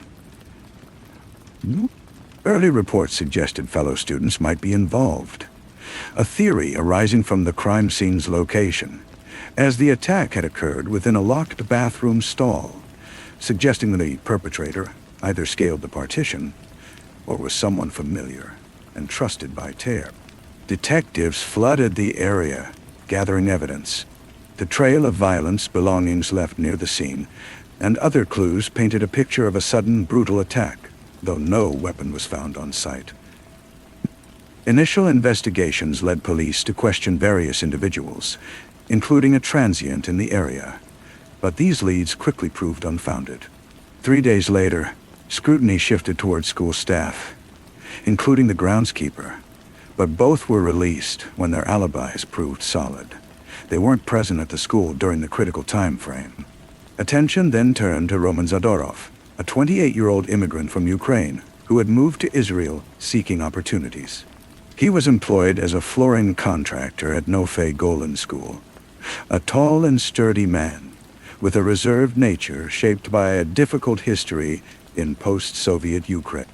Zadorov had been installing tiles in various sections of the building for several weeks. He spoke Hebrew with difficulty, his accent pronounced, and he kept to himself, avoiding the students' boisterous activity. On December 11th, 5 days after the murder, authorities brought him in for questioning. Zadorov arrived at the station confused, but fully cooperative as officers investigated his whereabouts and contacts. The interrogation extended for hours in a stark room under bright fluorescent lighting, as detectives focused on slight inconsistencies in his account. On December 19th, law enforcement held a high-profile press conference during primetime news, naming Zadorov as the prime suspect. They claimed he had confessed to the crime and even demonstrated how it happened, a revelation that shocked viewers across the country. Journalists descended upon Katsrin, transforming the quiet town into a media frenzy.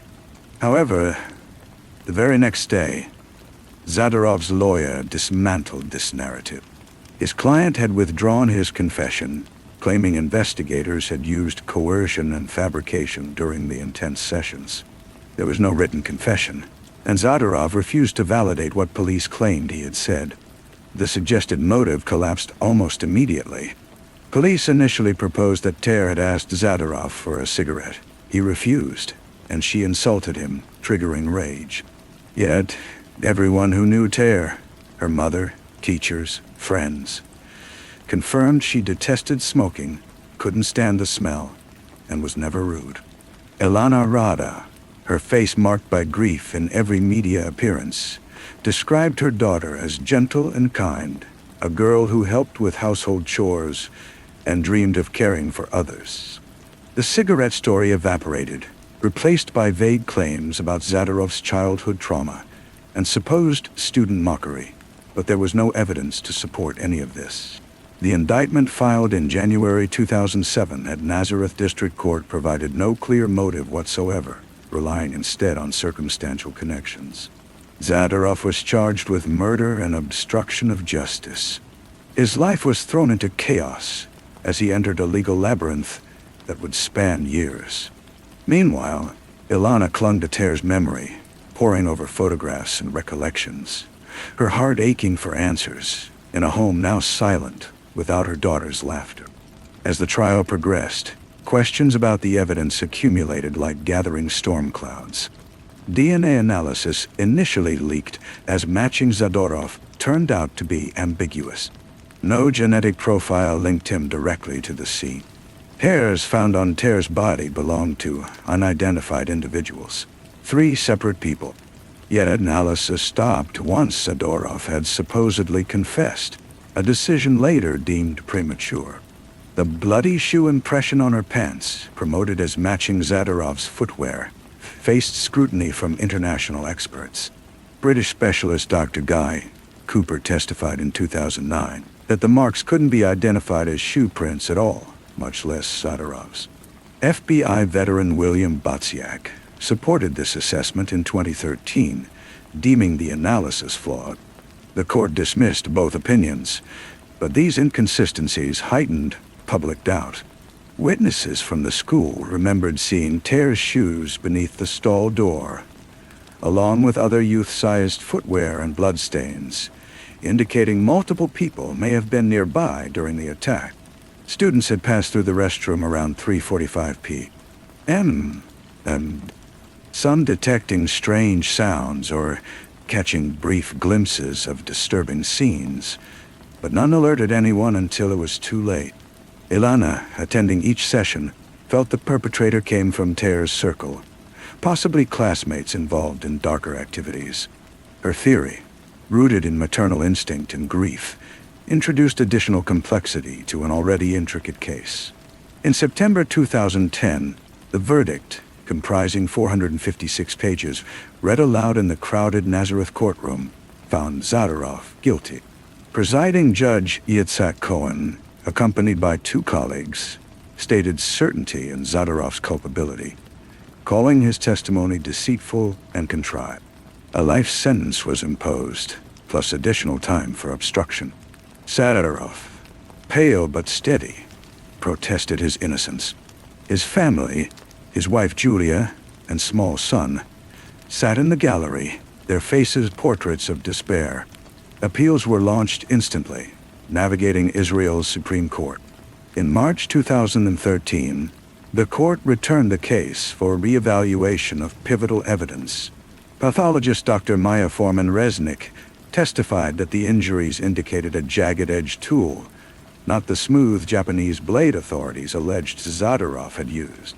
But in February 2014, the district court upheld the verdict, dismissing her assessment. In December 2015, the Supreme Court rejected an appeal by a 2-1 majority, with the majority emphasizing Zadorov's reenactment as conclusive despite gaps in evidence. The dissenting judge saw too much uncertainty, a crack in the case that widened as time passed. Behind the scenes, controversies undermined confidence in the prosecution. Judge Cohen stepped down in 2014, his departure casting doubt on the trial's fairness. Dr. Foreman faced backlash for her testimony. Lead prosecutor Shay Nitzan attempted to prevent her from testifying again, sparking an employment dispute that she won with support from the Medical Association. Forensic expert Dr. Chen Kugel, originally approached by the prosecution, confirmed Foreman's serrated blade theory in a sworn statement, exposing the state's attempt to alter it, an action condemned as witness tampering. How? These incidents painted a legal system protecting itself, prioritizing convictions over truth. As commentators like Professor Mordecai Kremnitzer argued, Zadorov languishing behind bars became a symbol of possible injustice. His supporters evolved into a vocal campaign. By 2018, fresh DNA testing from Abu Kabir Institute linked a hair found on Tear's body not to Zadorov, but potentially to someone else entirely in the database. This development, combined with mounting public skepticism, led to Zadorov's 2019 Supreme Court petition for a new trial. In May 2021, Justice Hanan Melser concluded in a landmark ruling that there was sufficient reasonable doubt, ordering a retrial. Zadorov was released to house arrest in August 2021 after 15 years in prison, fitted with an electronic monitor and restricted from receiving visitors. The prosecution charged him again, but the retrial at Nazareth District Court commenced under nationwide attention, with live-streamed hearings attracting massive audiences. Experts re-examined everything: coerced confessions, inconsistencies in evidence, and unresolved questions like how Zadorov could have left the scene blood-soaked without being seen. On March 30th, 2023, the judgment arrived suddenly. In a 700-page ruling, 2 judges, Asher Kula and Danny Sarfati, acquitted Zadorov of all charges due to solid and reasonable doubt. They analyzed the confession as possibly false and coerced under duress, and pointed out Zadorov's absence of a violent background or motive for committing the crime. Why would he commit murder at his workplace and leave traces? Sarfi questioned, underlining the implausibilities. The third judge dissented strongly, maintaining that details within the confession established guilt. Zadorov wept openly in court. Embracing his family and murmuring truth has prevailed. Ilana, weeping intensely, pledged to continue searching. "This isn't over. I will find those responsible," she accused prosecutors of concealing facts. Her grief remained undiminished after 16 years. The decision ignited political uproar, with some connecting it to broader judicial debates. The prosecution considered an appeal but eventually declined, admitting weaknesses in their case. Zadorov rebuilt his life, freed yet scarred. His marriage had been strained but was strengthened by supporters who viewed him as vindicated. In September 2023, authorities agreed to compensate him this $17 million, roughly $5 million, for his wrongful imprisonment, an amount approved by Tel Aviv District Court. This payment represented formal acknowledgement of his suffering, though emotional wounds persisted for everyone affected. Ilana, constantly vigilant, continued independent investigations, believing Ter's killer remained hidden among her inner circle. The case stayed unsolved, a chilling testament to justice's fragility. Speculation lingered about student involvement, hidden motives, or missed leads, but no further arrests occurred. The community healed gradually. The school transformed into a site of remembrance rather than dread, where Ter's name stirred both sorrow and unresolved tension. Ter's story, woven through legal battles and media coverage, highlighted the human toll between doubt and certainty. Ilana's relentless pursuit reflected a mother's indestructible bond. Her days were occupied with activism and quiet vigils at Ter's grave. Zadorov, once accused, became a cautionary example of institutional fallibility. His freedom was tinged with sadness over lost time. The golden winds whispered of possibilities unrealized, of a young girl's potential ended prematurely, leaving a country wrestling with truth's elusiveness. Ultimately, the mystery persists, a poignant reminder of fallibility in a society quick to condemn. Story 7. In Limpopo, South Africa, where the sun blazes with relentless intensity, whitening the dirt roads and heating the ground until it cracks, life moves to the rhythm of ancient customs and the slow encroachment of modern ways. In the Sekukuna district, a vast region of mountains and valleys, the residents are tightly connected, bound by shared histories and the collective struggle for better lives. It was in the heart of this rugged landscape that Warrant Officer Magadikadagadi Klaas had built his life. Aged 53, he embodied a quiet authority. His long tenure with the South African Police Service was visible in the lines on his face. He was stationed at the Appel Police Station, a modest bastion of law in a locale where unrest could simmer quietly. Klaas, as he was known, lived a structured life and was deeply devoted to his work. He had encountered violence and desperation firsthand, the harsh realities of humanity that his job required him to face every day. Still, he believed in justice, in the straightforward, steadfast conviction that right would eventually triumph over wrong. His duty extended beyond mere employment. It was a calling, a pledge to protect the community he considered his own. He was a familiar figure in the settlements surrounding Appel. His police vehicle was a symbol of stability in an often unpredictable environment. However, the dangers he faced on patrol were not what would bring about his downfall. The deadliest threat, which would dismantle his world with cold, calculated precision, awaited him within his own household, disguised as love and loyalty. His wife, Thobeka Sifora Milo, was 44 years old, nearly 10 years his junior. To outsiders, she appeared as the attractive partner of a respected officer, a pillar of her small community in Nebojtai. She performed her role convincingly, her outward demeanor projecting calm contentment. Yet inside their private home, a different story was unfolding, one of betrayal, resentment, and an illicit passion that had grown into something dark and destructive. The object of this passion was Mamaraba Jacob Mashiaba, a 41-year-old man from Ga Machien. He was younger than Class, offering a different excitement and a different path from what Malilo envisioned with her older partner. Their affair was a hidden fire, a dangerous relationship that became the center of Milo's existence.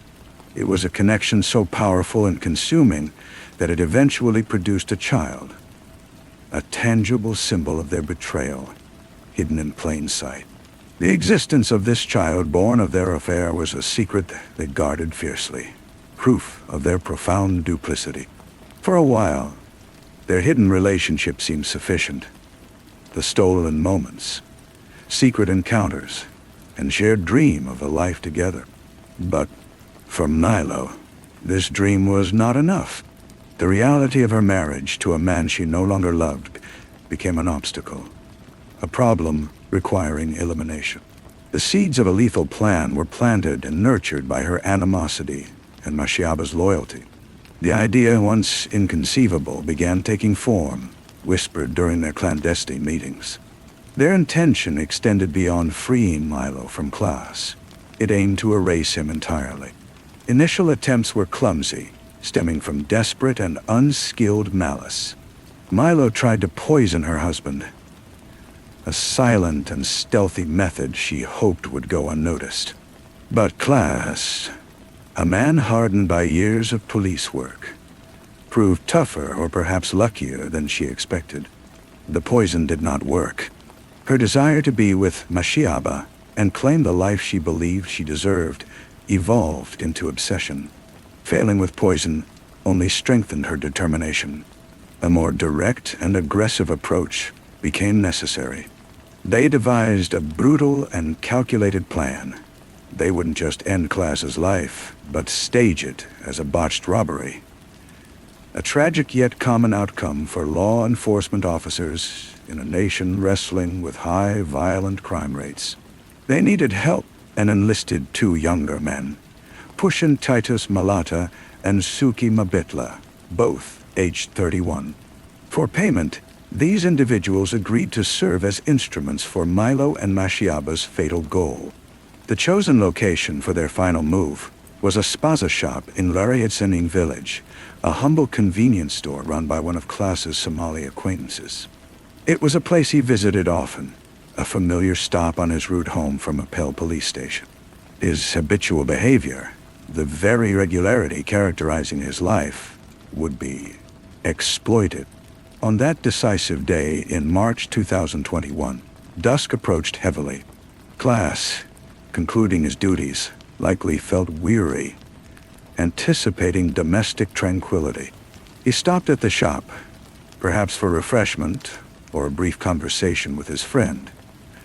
A small, peaceful interlude before ending his day. He wore his full police uniform, representing both authority and occupational hazard.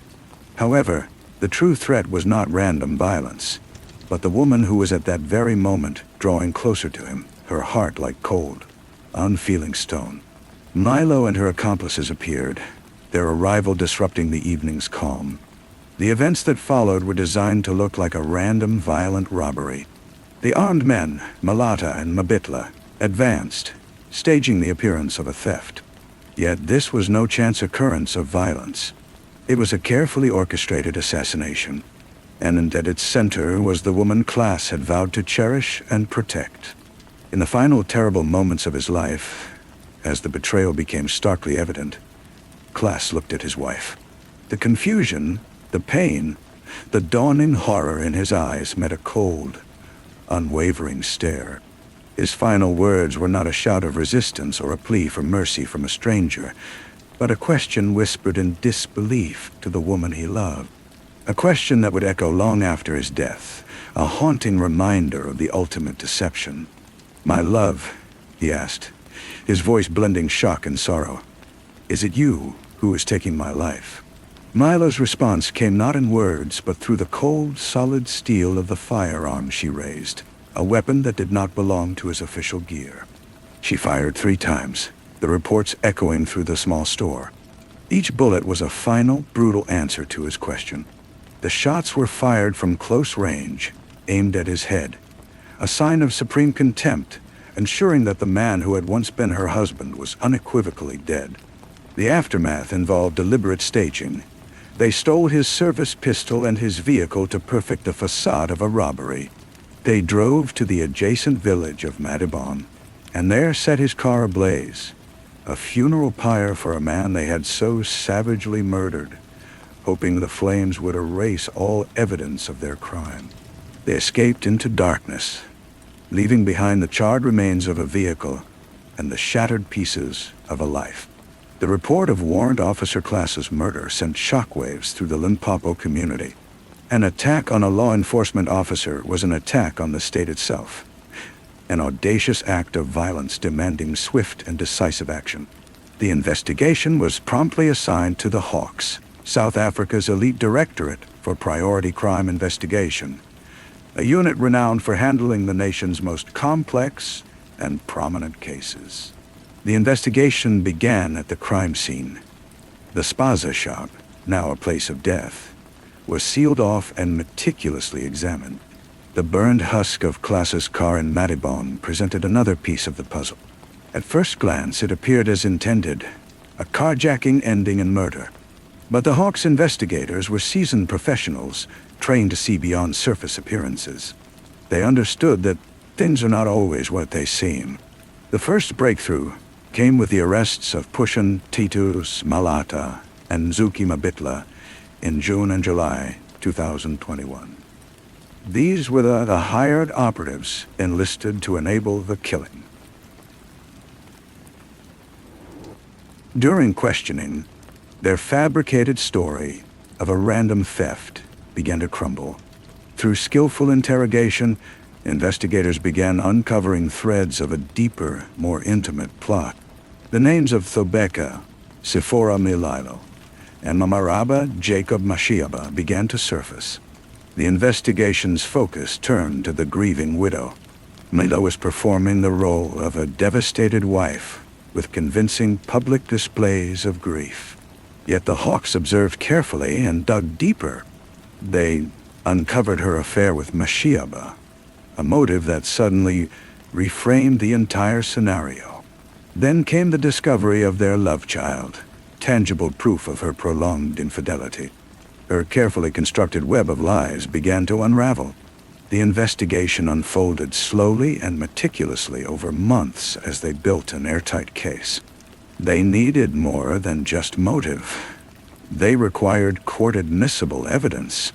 By examining personal lives, interviewing friends, family, and locals, whispers surfaced about previous disputes, hinting at marital discord beneath apparent harmony.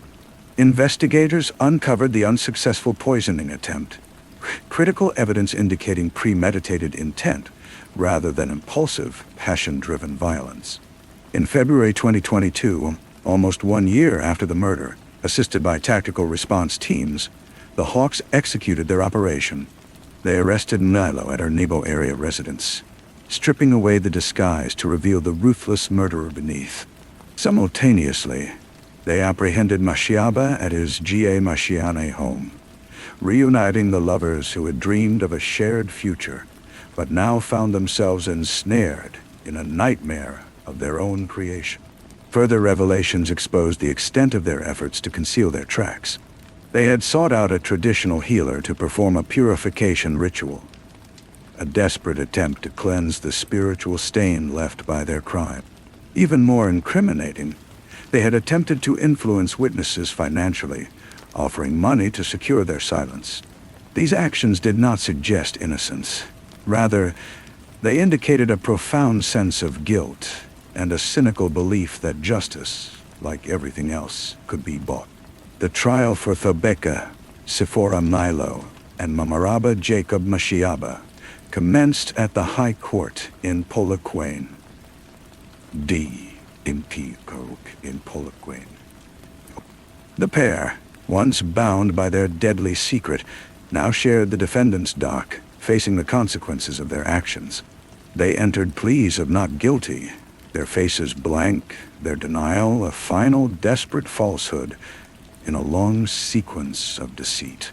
The prosecution, led by Senior State Advocate Lorato Malacca, systematically presented the charges against them.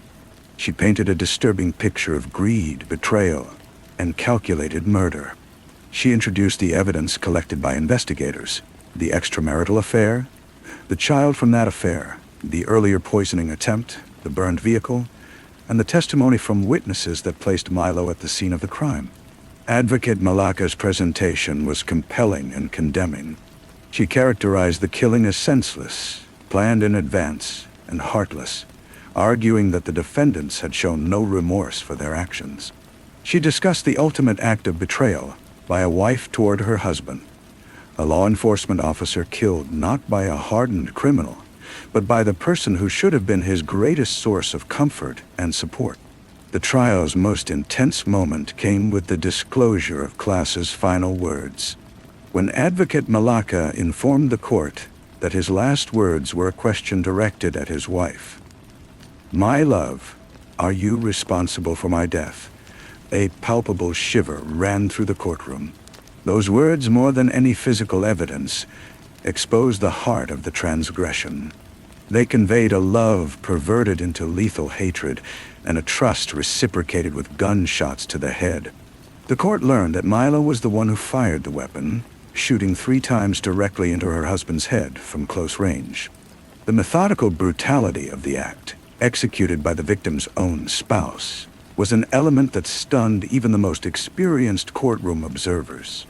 The defense's claims of innocence disintegrated under the weight of evidence. The jury and presiding judge, acting Judge Ephraim Maggoba, were left with no doubt regarding the defendant's guilt.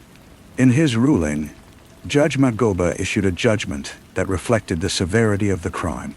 He sentenced both Milo and Mashiaba to life imprisonment for murdering warrant officer Magadikabigadi Klass.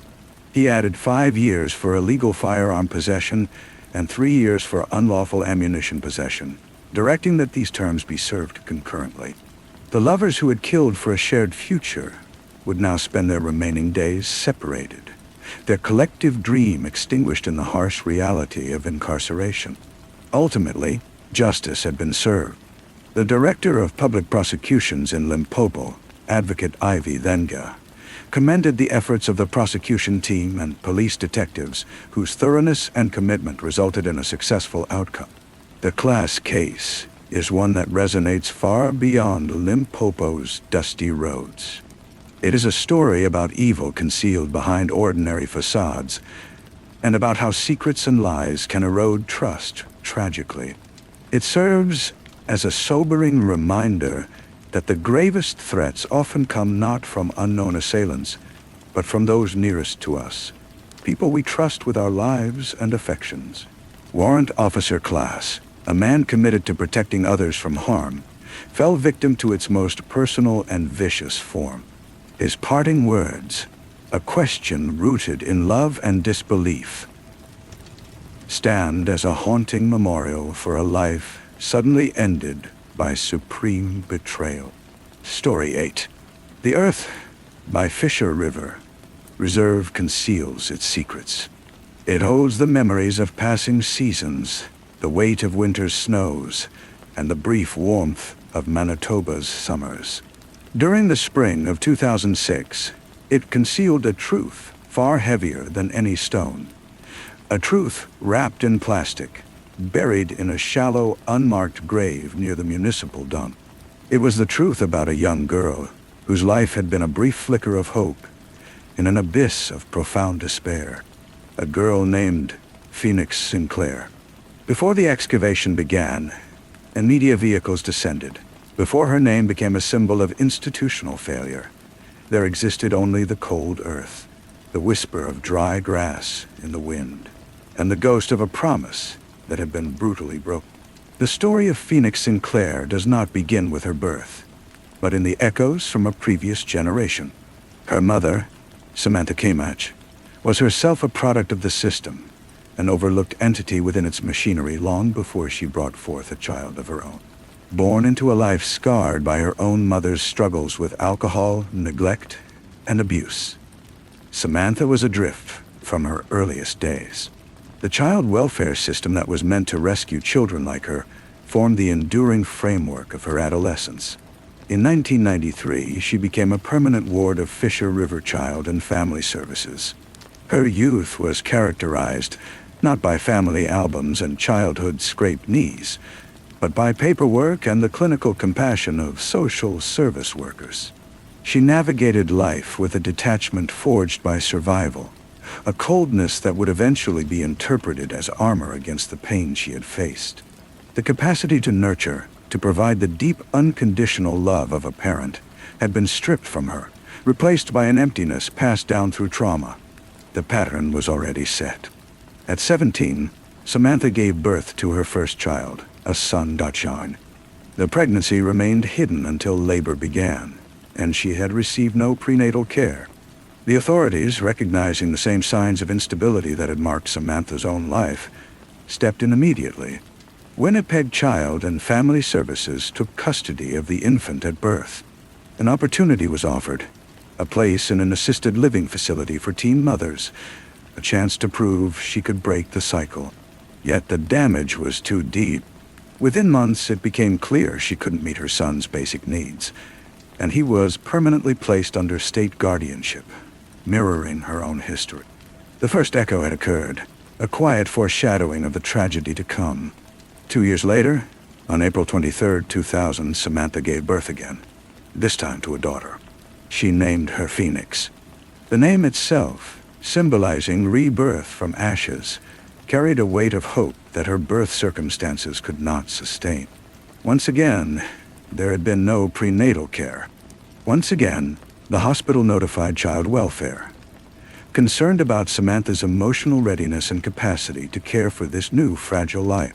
Samantha and the baby's father, Stephen Sinclair, acknowledged they were unprepared for parenthood. On April 24th, just 1 day old, Phoenix Sinclair was apprehended. Her life was immediately redirected into the complex maze of child protection services that had so profoundly failed her mother. Yet for a time, it seemed Phoenix might escape the remnants of her family's history. She was placed with Kim Edwards and her husband, family friends who became her godparents. In their home, Phoenix was not merely a case number. She was a cherished daughter, wrapped in stability and warmth. A world away from the chaos of her beginnings, she thrived, a happy and lively young child whose laughter echoed through their home. For Kim Edwards, this transcended temporary guardianship. It was a promise to this girl that she would be protected, that she would be loved, that the shadow that had consumed her mother would not reach her. Nevertheless, the system is an unwieldy bureaucratic creature, its mechanisms often operating with logic that contradicts human compassion. Phoenix's life became an agonizing back and forth between the safety of the Edwards home and the impersonal workings of child welfare services. She was shuffled between foster homes and brief, unsuccessful attempts at reunification with her biological father. Despite this inconsistency, her anchor remained Kim Edwards' loving home, the only place where she was unfailingly treasured. In 2003, a critical decision was made. Winnipeg Child and Family Services closed Phoenix's case under the assumption she was safe with her father, Stephen Sinclair. They were wrong. For months, Phoenix vanished from oversight, living in appalling conditions. Yet, Kim Edwards' devotion to this child proved an unexpected force. Edwards located Phoenix and, appalled by her findings, fought to have her return. She succeeded. For a brief, hopeful period, Phoenix was safe once more. Then in June 2004, the wheel turned again, this time with deadly consequences. Samantha Kimmach, a woman who had shown no consistent parenting ability, who had already lost one child to state care, was granted unsupervised custody of her daughter. To Kim Edwards and others familiar with Samantha's background, the decision was incomprehensible, a horrifying error in judgment. Without any justification, the system that had provided sanctuary to Phoenix for most of her life returned her to the custody of the woman from whom it had originally meant to protect her. At just 4 years old, Phoenix was removed from the only stable home she had ever known. The promise Kim Edwards had made to her was nullified by a bureaucratic signature. Samantha had a new partner, a man named Carl Wesley McKay. He had his own dark past, which included warnings sent to child welfare years before regarding his violent behaviors. Warnings that had been filed away and forgotten. They moved together with Phoenix and McKay's own children to a home in Fisher River Reserve, an isolated settlement roughly 200 kilometers north of Winnipeg. Over the following year in that dwelling, the hope symbolized by Phoenix's name was systematically and brutally crushed. The house on Fisher River was not a haven of safety and comfort. It became a secluded, insulated arena of terror, with Phoenix as its chosen target. The mistreatment was not a hidden, sudden outburst of rage. It was deliberate, relentless, and inventively cruel. Though the other children in the household were mostly left unharmed, Phoenix was singled out for treatment that is difficult to comprehend. Samantha Kimach and Carl McKay, the two individuals who should have been her protectors, became her tormentors. The details of her suffering are too disturbing to detail fully, but Phoenix endured systematic abuse that included physical violence, deprivation, and isolation. Her young body bore the marks of their brutality. In her final weeks, she was kept in an unfinished, unheated basement, a cold, dark chamber where she was frequently imprisoned, cut off from any comfort or human compassion. In March 2005, 3 months before Phoenix's death, the system had one final opportunity to save her. A child welfare worker, checking on a report of concern, visited the family home. The worker spoke with Kimach and McKay, but never asked to see Phoenix. Content with their explanations that the child was sleeping or visiting a relative, the worker left. No one ever followed up. The final safeguard had ruptured, leaving Phoenix in an uncontrolled descent toward her end. In the final weeks of her life, Phoenix's small body bore the marks of their cruelty. She was malnourished, injured, and isolated from the world. The final attack occurred on June 11, 2005. Following an extended and savage assault, Phoenix's body finally gave out. The precise blow that ended her life remained unidentified, but it was irrelevant. Her death was not due to one isolated incident, but rather the culmination of a year of relentless torment. A death by 1,000 injuries, blows, and cruelties. The jury at their trial later understood this fact, determining that both Kimach and McKay shared equal culpability. Their collective actions and omissions demonstrated clear, murderous intent. With Phoenix's lifeless form in their home, Kimach and McKay's cruelty advanced into a new, more detached stage. Concealment. There was no emergency call or regretful notification to law enforcement. Only calculated self-preservation measures. They wrapped the young girl's body in a plastic garbage bag, drove to a wooded area near the local landfill, and buried her in a shallow pit dug hastily. They erased her from existence as though she had never been. However, they did not erase her from official records. For 9 subsequent months, Samantha Kimach and Carl McKay continued, receiving social assistance and child tax benefits under Phoenix Sinclair's name, collecting funds intended for the child they had killed and buried. They returned to Winnipeg and welcomed another child together in December 25. When friends or associates inquired about Phoenix's whereabouts, lies flowed easily. She was living with her father or staying with another family member. The secret remained secure beneath a thin covering of Manitoba earth. When truth finally surfaced, it did not stem from vigilant efforts by child protection agencies, but from a child's conscience. In March 2006, one of Carl McKay's sons, who had witnessed terrible abuse, could no longer bear keeping silent. He went with his mother to Winnipeg police, disclosing everything, including that Phoenix was dead, authorities launched an immediate investigation. Confronting Camacho and McKay prompted one final frantic attempt by the couple to maintain their deception, trying to present another young girl as Phoenix to deceive investigators. This deception collapsed immediately.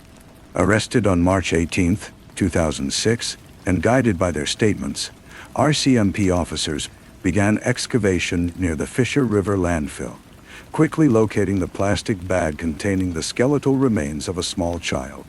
The body of Phoenix Sinclair had been found. The trial against Samantha Camacho and Carl McKay began in 2008. The facts revealed during proceedings shocked the entire nation.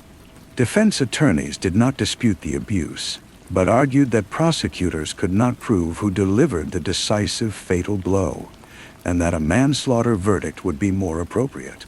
Jurors saw through the legal tactics.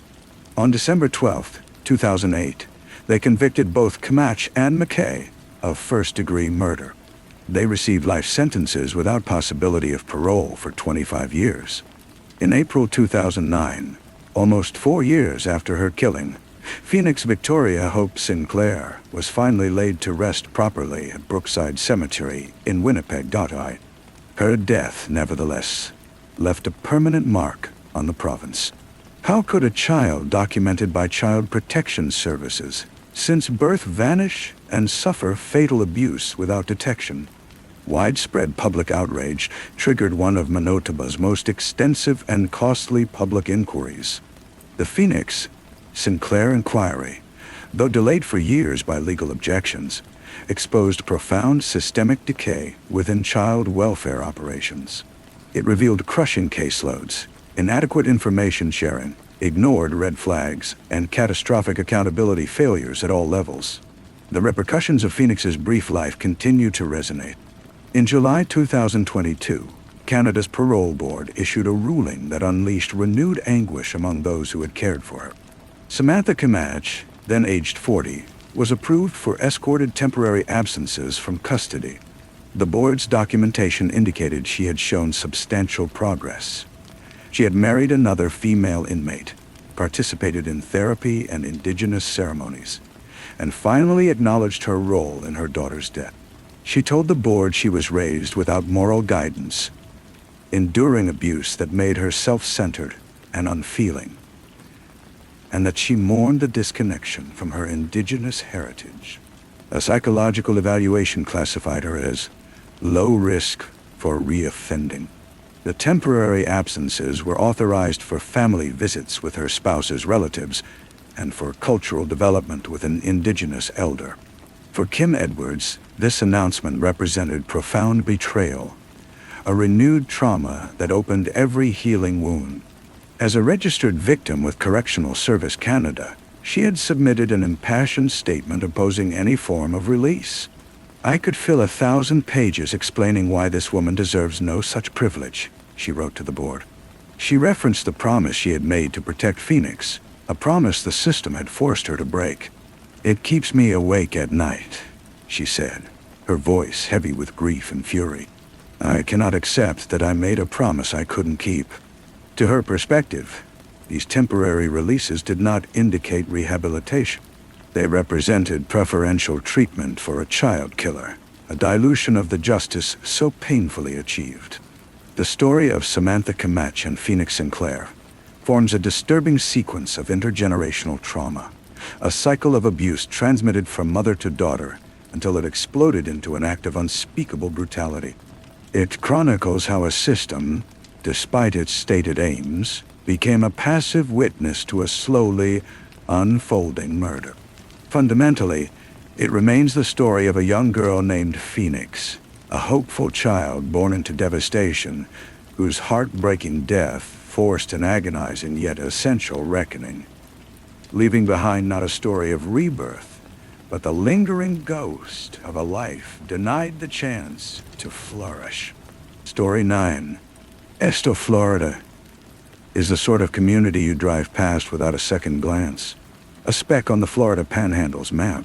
It's a place characterized by dense forests, stifling summer humidity, and a quiet that can feel either peaceful or claustrophobic. depending on your state of mind. During the summer of 2007, for Amanda Lewis, a 27-year-old single mother with 2 children, that quiet was beginning to feel like a muted scream. Her life was a precarious balancing act of exhaustion and responsibility. She worked long hours as a nursing assistant at a nearby care facility, a job demanding reserves of patience she often felt she lacked. When her shift ended, her real work began. She lived in a simple, unpretentious home with her 2 children, Adriana Hutto, aged 7, and her younger half-brother AJ, who was 6. The siblings were opposites in temperament.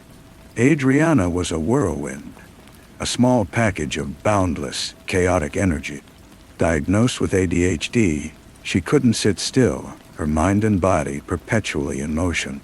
Amanda called her a constant companion, a determined and cheerful girl who reflected her mother in many ways.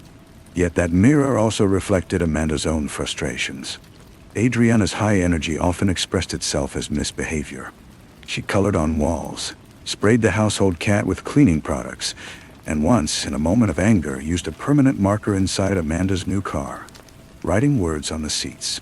She was demanding, an ongoing challenge for a mother whose patience was already worn thin.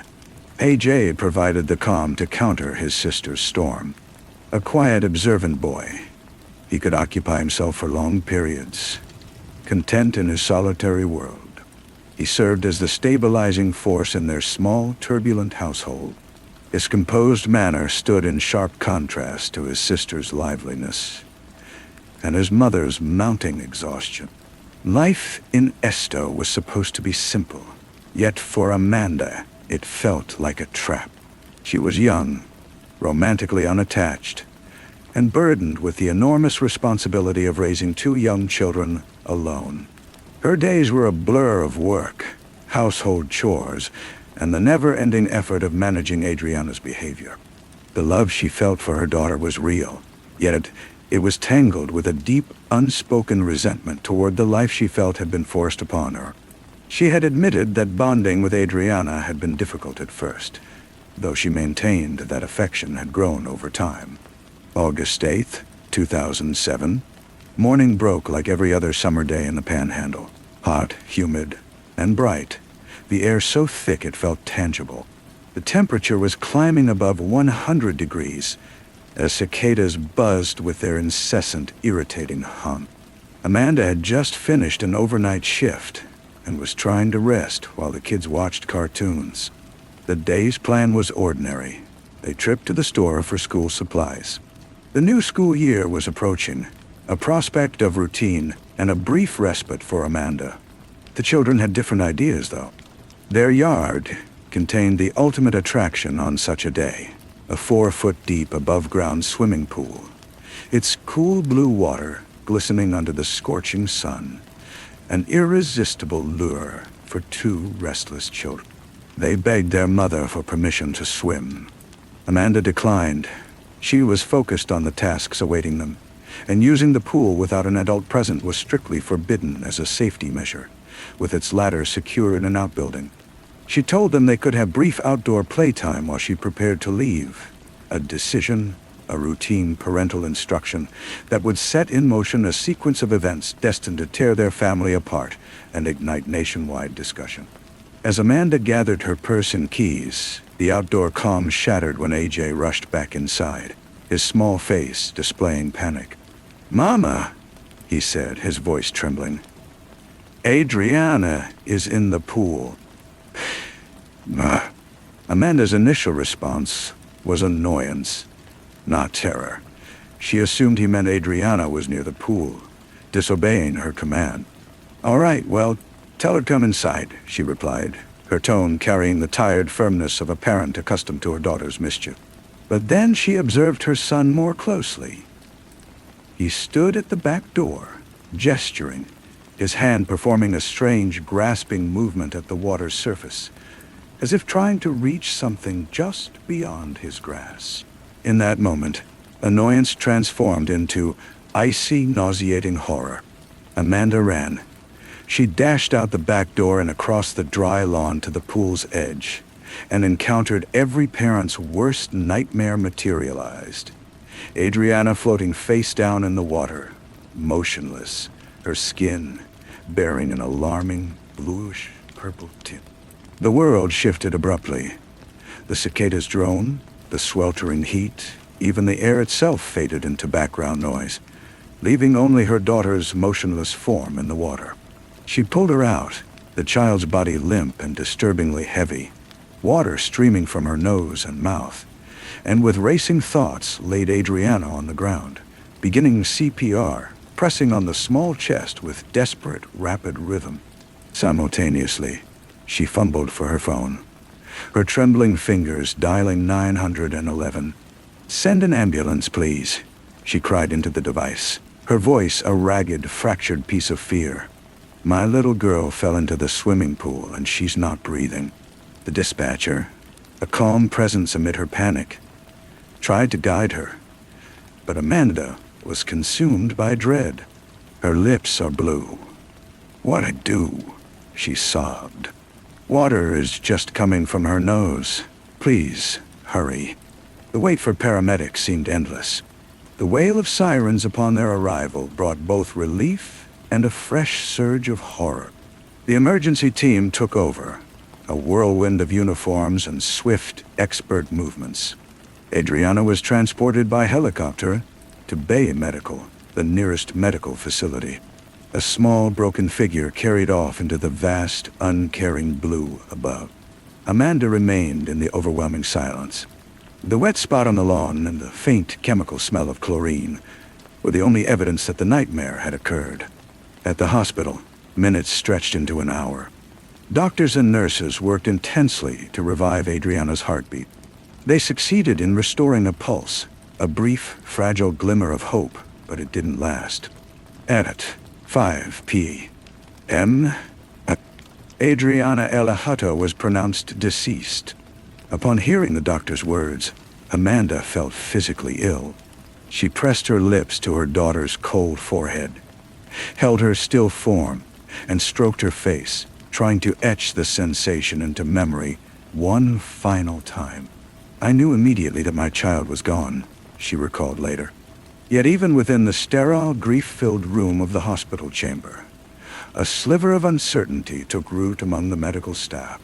Dr. Linda Fox, the ER physician who had fought to save Adriana, later observed Amanda's unusually composed demeanor. When informed of her daughter's passing, the young mother's initial question, according to one account, was not about next steps or a cry of anguish, but a quiet, unsettlingly pragmatic question. Initially, the death was regarded as a tragic, devastating accident. A young girl who was known to fear water had accidentally slipped and fallen into the family pool. It was a story all too familiar, a cautionary tale for parents everywhere. However, in the quiet home in Esto, as the family dealt with their loss, a different narrative began to emerge from a 6-year-old boy, and this narrative would transform a mother's mourning into a homicide investigation. In the hours and days after Adriana's death, the Lewis family was shrouded in a fog of grief. Yet beneath that grief, something was brewing. AJ, the quiet observer who could occupy himself with toys for hours in a corner, had witnessed something that would soon tear his family asunder. It began as a confused remark from a child. He told authorities that he saw his mother hurt his sister in the pool. This single inflammatory statement shifted the story from a heartbreaking accident to a possible murder case. Suddenly, Amanda Lewis was no longer just a grieving parent. She became a person of interest. The investigation, headed by Holmes County Sheriff's investigator Michael Wood and prosecutor Larry Basford, shifted focus as they brought AJ in for questioning. The sessions were delicate and difficult. How does one question a 6-year-old about his sister's death when he implicates his own mother? Recordings captured a small, distressed child struggling to describe an indescribable horror. Using crayons and paper, AJ drew pictures of what he claimed happened. Simple childish drawings showing stick figures, one larger labeled Mama, and 2 smaller ones representing the children. In one image, the mama figure was pushing a child's head beneath the water in a blue rectangle representing the pool. Verbally, he demonstrated with his hands how his mother had held Adriana's face down into the water. "She did things she shouldn't have," he explained in one session with childish syntax masking the gravity of his claims. He alleged his mother was punishing Adriana for misbehavior by holding her head and shoulders underwater until she stopped moving. The investigators faced a profound dilemma. Ajay's testimony was devastating, a first-hand witness account, but he was also a 6-year-old who had just experienced trauma, and his stories weren't always consistent. In later interviews, details changed, a point the defense would later emphasize. Was he credible, or merely confused, with memories tainted by adult prompting, or an attempt to make sense of an incomprehensible tragedy? Child psychology experts would later argue that interrogation methods might have influenced him, embedding suggestions in his mind. Despite variations, Ajay's central claim that his mother intentionally harmed his sister as punishment remained consistent.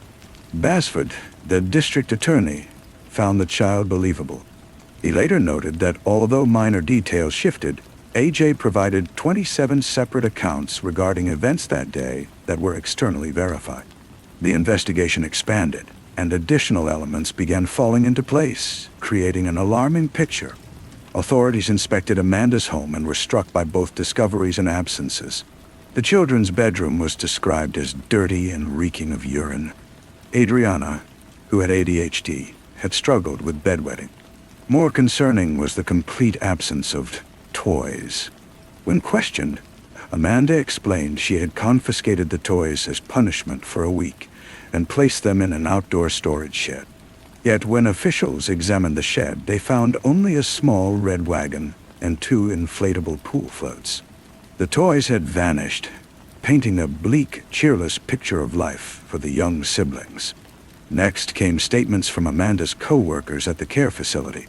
Several employees told detectives that in the weeks before Adriana's death, Amanda had voiced frustrations with her daughter. One co-worker revealed a shocking disclosure. Just 3 months before the drowning, following an incident where Adriana had written "loser" inside her car, an angry Amanda reportedly expressed a wish to harm her daughter. When confronted with this accusation, Amanda was dismissive. She admitted to being upset but maintained it was just an expression, a typical venting of frustration that she would never have acted upon. "That's a phrase everyone uses," she later said. "But never in my thoughts would I actually do such a thing to any of my children." To support her claim of innocence, Amanda agreed to undergo a polygraph examination. She passed it. For her advocates, it proved her innocence. For the detectives, it represented just another contradictory element in a very unclear situation. The final crucial evidence came from the autopsy. The medical examiner, Dr. Charles Siebert, identified several bruises on Adriana's forehead. The prosecution argued that the pattern of these marks matched a hand's impression, supporting Ajay's account that his mother had firmly pressed Adriana's head beneath the water. However, the defense presented a strong rebuttal centered on Dr. Siebert himself. The medical examiner had a troubled professional history. He had previously been dismissed from his position for negligence in multiple cases, only to be reinstated under supervision. Before Amanda's case even began, he was suspended again and had left the state. His credibility was, to put it mildly, questionable. Despite the contradictory evidence, a 6-year-old's inconsistent testimony, a past polygraph test, and a controversial medical examiner, the prosecution felt they had sufficient grounds. The combination of AJ's persistent allegations, the co-worker's statement, and the injuries on Adriana's forehead painted a picture of a mother who had lost control, transforming a disciplinary moment into a fatal act. In September 27, 1 month after Adriana's death, Amanda Lewis was arrested and charged with first-degree murder. The prosecution offered a deal, plead guilty to manslaughter, and she would receive a 10-year prison sentence. For someone facing life imprisonment without release, it was a tempting offer. But Amanda Lewis refused. She maintained her innocence, insisting she did not cause her daughter's death. She would take her chances at trial, entrusting her fate to a jury, and inadvertently to her own 6-year-old son. The trial for Amanda Lewis began in February 2008, and the compact Holmes County courtroom became the setting for a drama that would captivate and divide the nation. The central question was deceptively simple. Did a mother commit filicide? Or was she the victim of a terrible accident and a child's confused perception? Amanda, now age 28, sat at the defendant's table, her face pale and unreadable. The trial opened with an unusual and disruptive glitch. On day 2 of 6 jurors simply didn't show up, forcing the court to find replacements. An eerie precursor for a trial that would prove far from straightforward. The prosecution, led by Larry Basford, built its case around one pivotal, devastating piece of testimony. A.J. Hutto Dottertot. When the 7-year-old was called to testify, silence enveloped the chamber. It was his first encounter with his mother in 6 months. He walked slowly toward the stand, a tiny presence in an adult world. Initially, he seemed not to recognize the woman at the defense table. Once recognition dawned, his composure fractured. He collapsed, weeping intensely. Across the room, Amanda Lewis also broke down in tears, pleading with her lawyer to stop this proceeding. It was a moment of pure, unscripted anguish. The tragic essence of the case exposed for the jury to interpret. Was this the reunion of a loving mother and son separated by falsehood? Or was it the encounter between a killer and the sole witness of her crime? From the witness box, A.J. reiterated his story. In quiet, faltering tones, he told those present what he claimed he had seen. The prosecution screened recorded interviews, featuring the young boy drawing scenes, his small hands illustrating what he described. To support A.J.'s account, they introduced the remaining foundations of their case. They called Amanda's co-workers, who repeated her alleged threat. They showed the jury photographs of the dirty, toyless bedroom, and they presented the autopsy photographs, highlighting the injuries on Adriana's forehead. The defense, under attorney Phil Patterson's leadership, launched a forceful counterattack. Their strategy aimed to undermine A.J.'s reliability and question each component of the prosecution's evidence. Patterson argued that A.J. was an unreliable witness, a traumatized child whose story had shifted with every retelling. Every single time he was questioned about the events, his response varied, Patterson emphasized. He proposed that the boy's story had been shaped by investigators' suggestive questions, and that he was simply repeating what the adults around him wanted to hear. The defense also challenged the physical evidence. They highlighted the troubled background of medical examiner Dr. Charles Siebert, asserting that his conclusions regarding the bruises were unreliable. They presented Amanda's past polygraph test as empirical evidence of her innocence. They portrayed Amanda not as a villain, but as a devoted, albeit overwhelmed, single parent whose casual remark about her child had been twisted into a murder motive. They replayed the panicked emergency call, asking the jury to consider whether those were the words of a cold-blooded murderer or a distraught, grieving mother. The trial spanned 4 days. The jurors faced 2 sharply contrasting versions of events. In one scenario, an overstressed and angry mother had finally lost control, committing a terrible violent act upon her own child. In the alternative version, a heartbreaking accident had been reframed as a modern-day persecution, with a grieving mother's fate hanging on the inconsistent statements of a confused young boy. The verdict arrived with startling swiftness. After just 2 hours of deliberation, a period that included their lunch break, the jury reconvened. They had reached a decision. Amanda Lewis rose to face the jury. The foreperson announced the judgment: guilty of first-degree felony murder and aggravated child abuse. A wave of shock rippled through the courtroom. Amanda remained motionless, her face expressionless, as though unable to comprehend the declaration. Her life and liberty had been destroyed by her son's testimony. In March 2008, Amanda Lewis received a mandatory sentence: life imprisonment without the possibility of release. The strike of the gavel did not end the story, but initiated a fresh, enduring phase of uncertainty and controversy. Amanda Lewis, convicted of killing her daughter, was sent to serve her life sentence. However, the core questions in her case did not accompany her into confinement. From behind bars, she has consistently proclaimed her innocence. Her family remains divided, some viewing her as a murderer, and others convinced she suffered an enormous miscarriage of justice. AJ, whose testimony determined his mother's future, was raised by extended family members, growing up under the shadow of that terrible day and its legal aftermath. The Amanda Lewis case endures as an unsettling and unresolved tragedy, a story without straightforward answers where each truth seems accompanied by an opposing counterpart. If one accepts the prosecution's position, it tells of a mother's ultimate betrayal.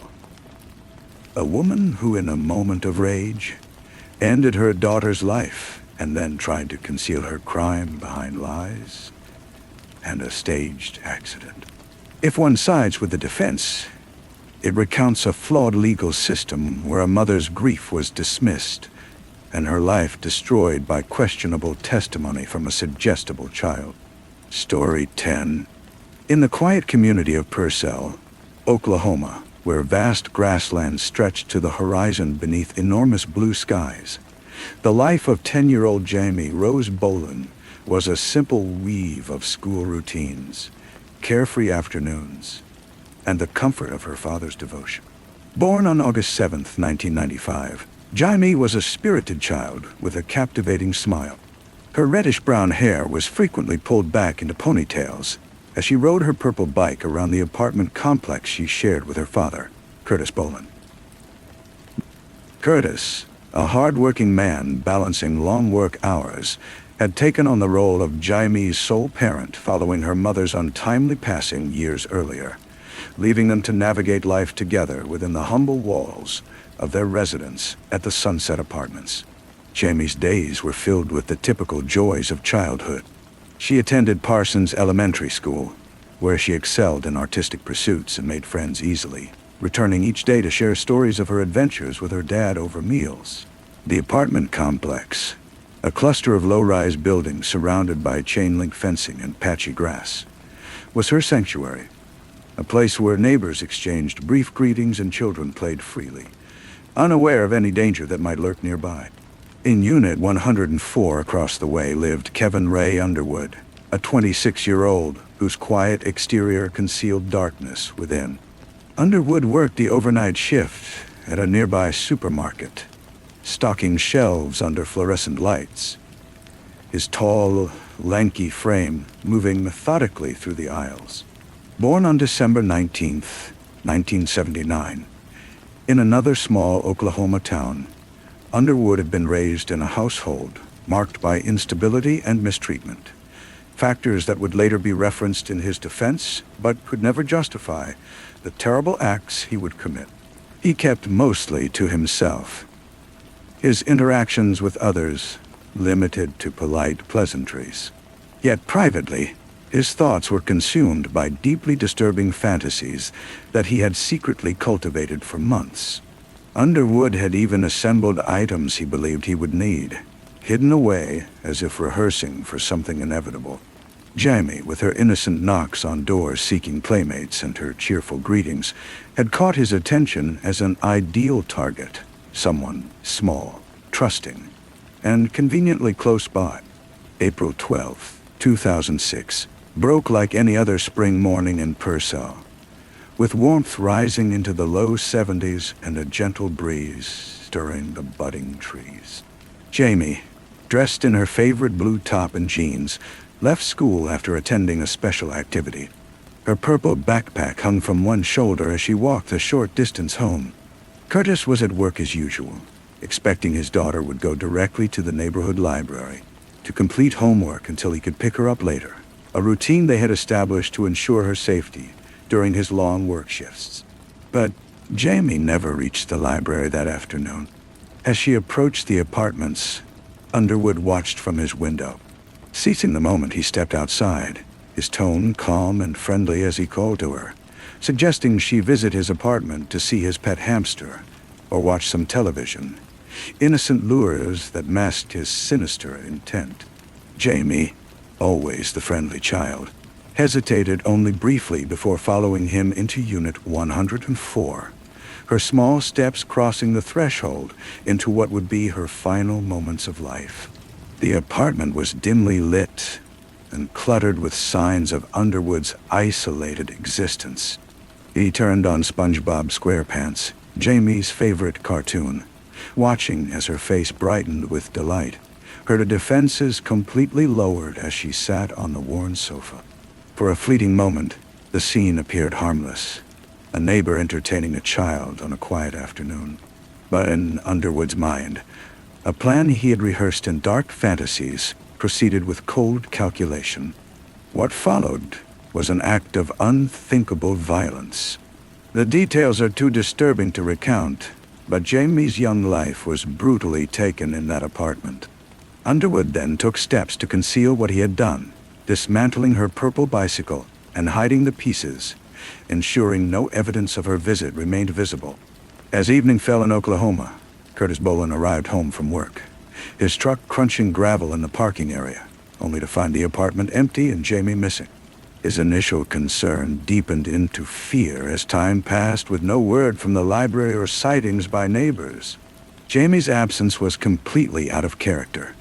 Her reliability was a cornerstone of their relationship. Curtis reported her missing to police around 80 p.m., his voice breaking as he described her clothing and the purple bike she always rode. News traveled quickly through the close community of Purcell, with its population just above 6,000.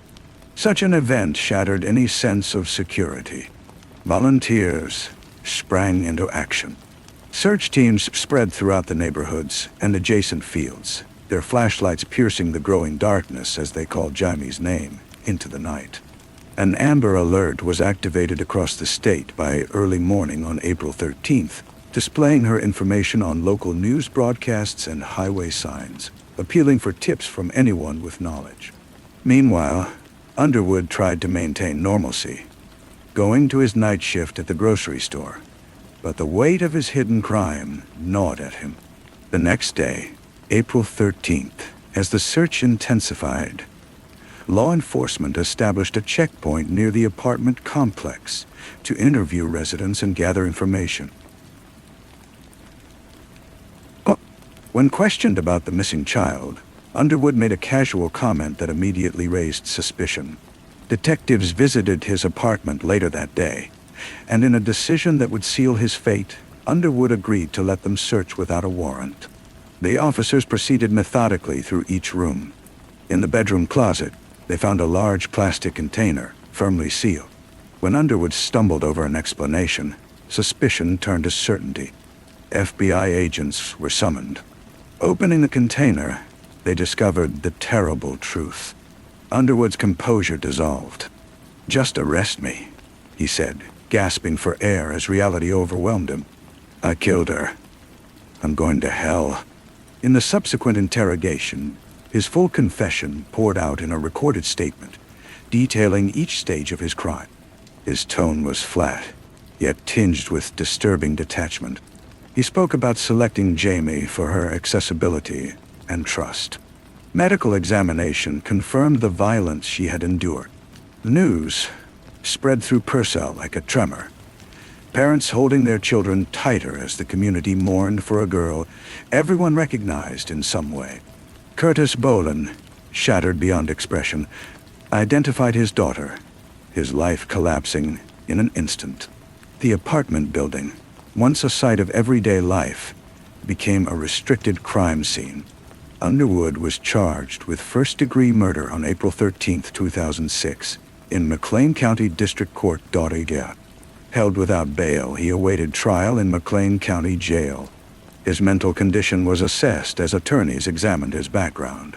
Diagnoses emerged: various psychological disorders, all stemming from childhood trauma. His defense would argue these conditions diminished his culpability, portraying him as a product of unaddressed mental health issues, rather than pure malice.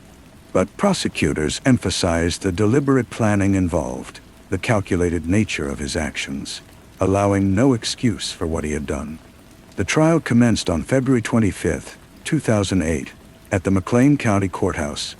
The jury selection was tense, as potential jurors, who had been saturated with media coverage, tried to remain objective. On day 2, Underwood's recorded confession was presented. After only 23 minutes of deliberation, the jury found him guilty on February 29, 2008, the swift decision reflecting the overwhelming evidence. The sentencing phase followed, with emotional testimonies from Curtis and Jaime's family filling the courtroom. Curtis spoke haltingly about the void his daughter's absence had created, her joy forever silenced, while relatives described how Jaime had brightened family gatherings. Prosecutors argued the crime met Oklahoma's criteria for capital punishment. Defense experts testified about Underwood's fragile mental state, but a prosecution psychologist confirmed he posed a continuing threat to society. After 8 hours of deliberation on March 7, 2008, the jury unanimously chose the death penalty. Their decision reflected the community's demand for accountability. Judge Candace Blalock formally imposed the sentence on April 3, 2008. A wave of appeals followed. Underwood challenged the lawfulness of his execution due to his mental conditions, but federal judges dismissed these arguments, upholding the verdict. As years passed slowly, the case navigated appellate courts. Family members attended court hearings, their presence a steady testament to the profound loss.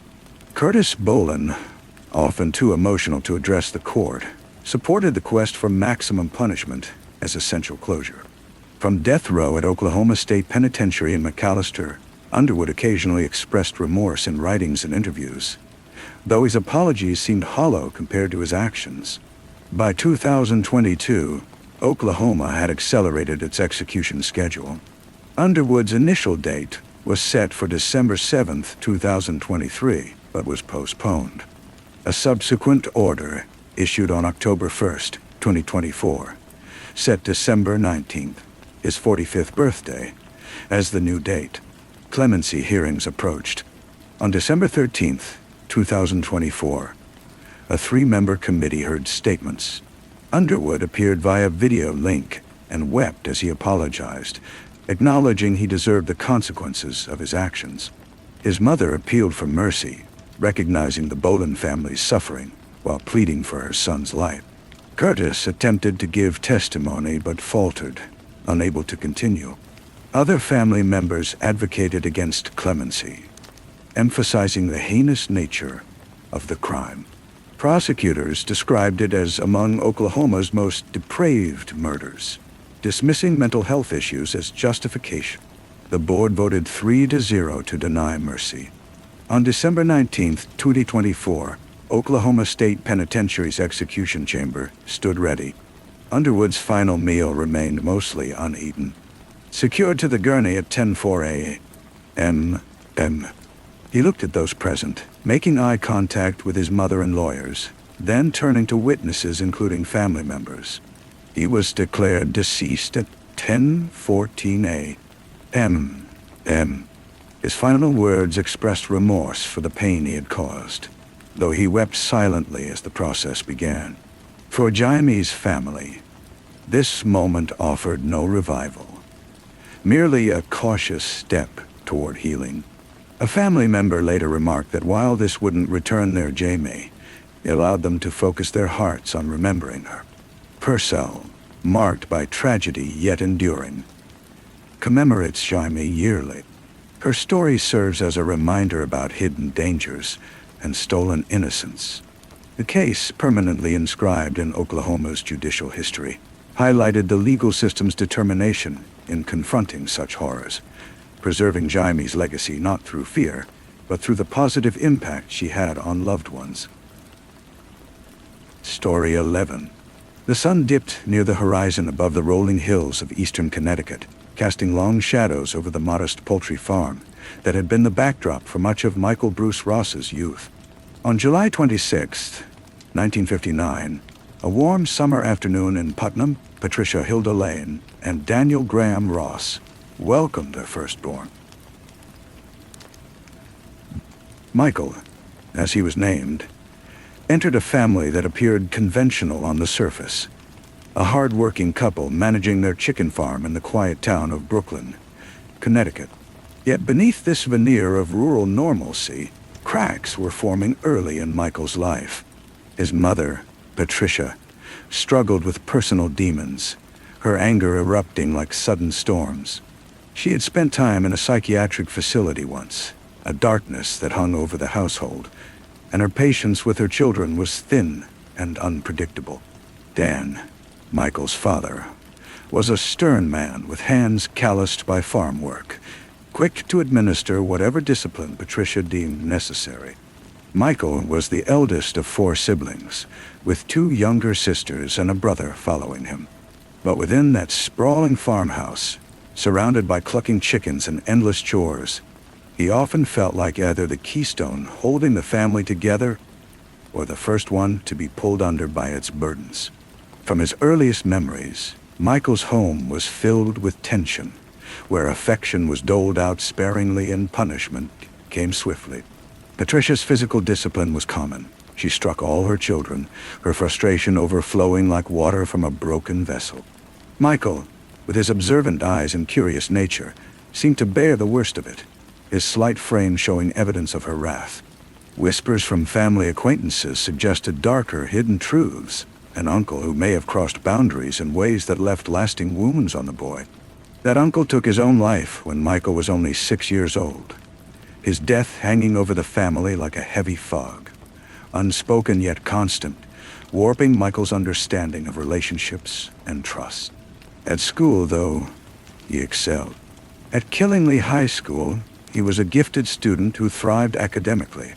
His intellect shone brightly, attracting teachers' praise. He graduated in 1977. His yearbook photos showed a young man with a polite smile, glasses perched on his nose, and an air of quiet ambition.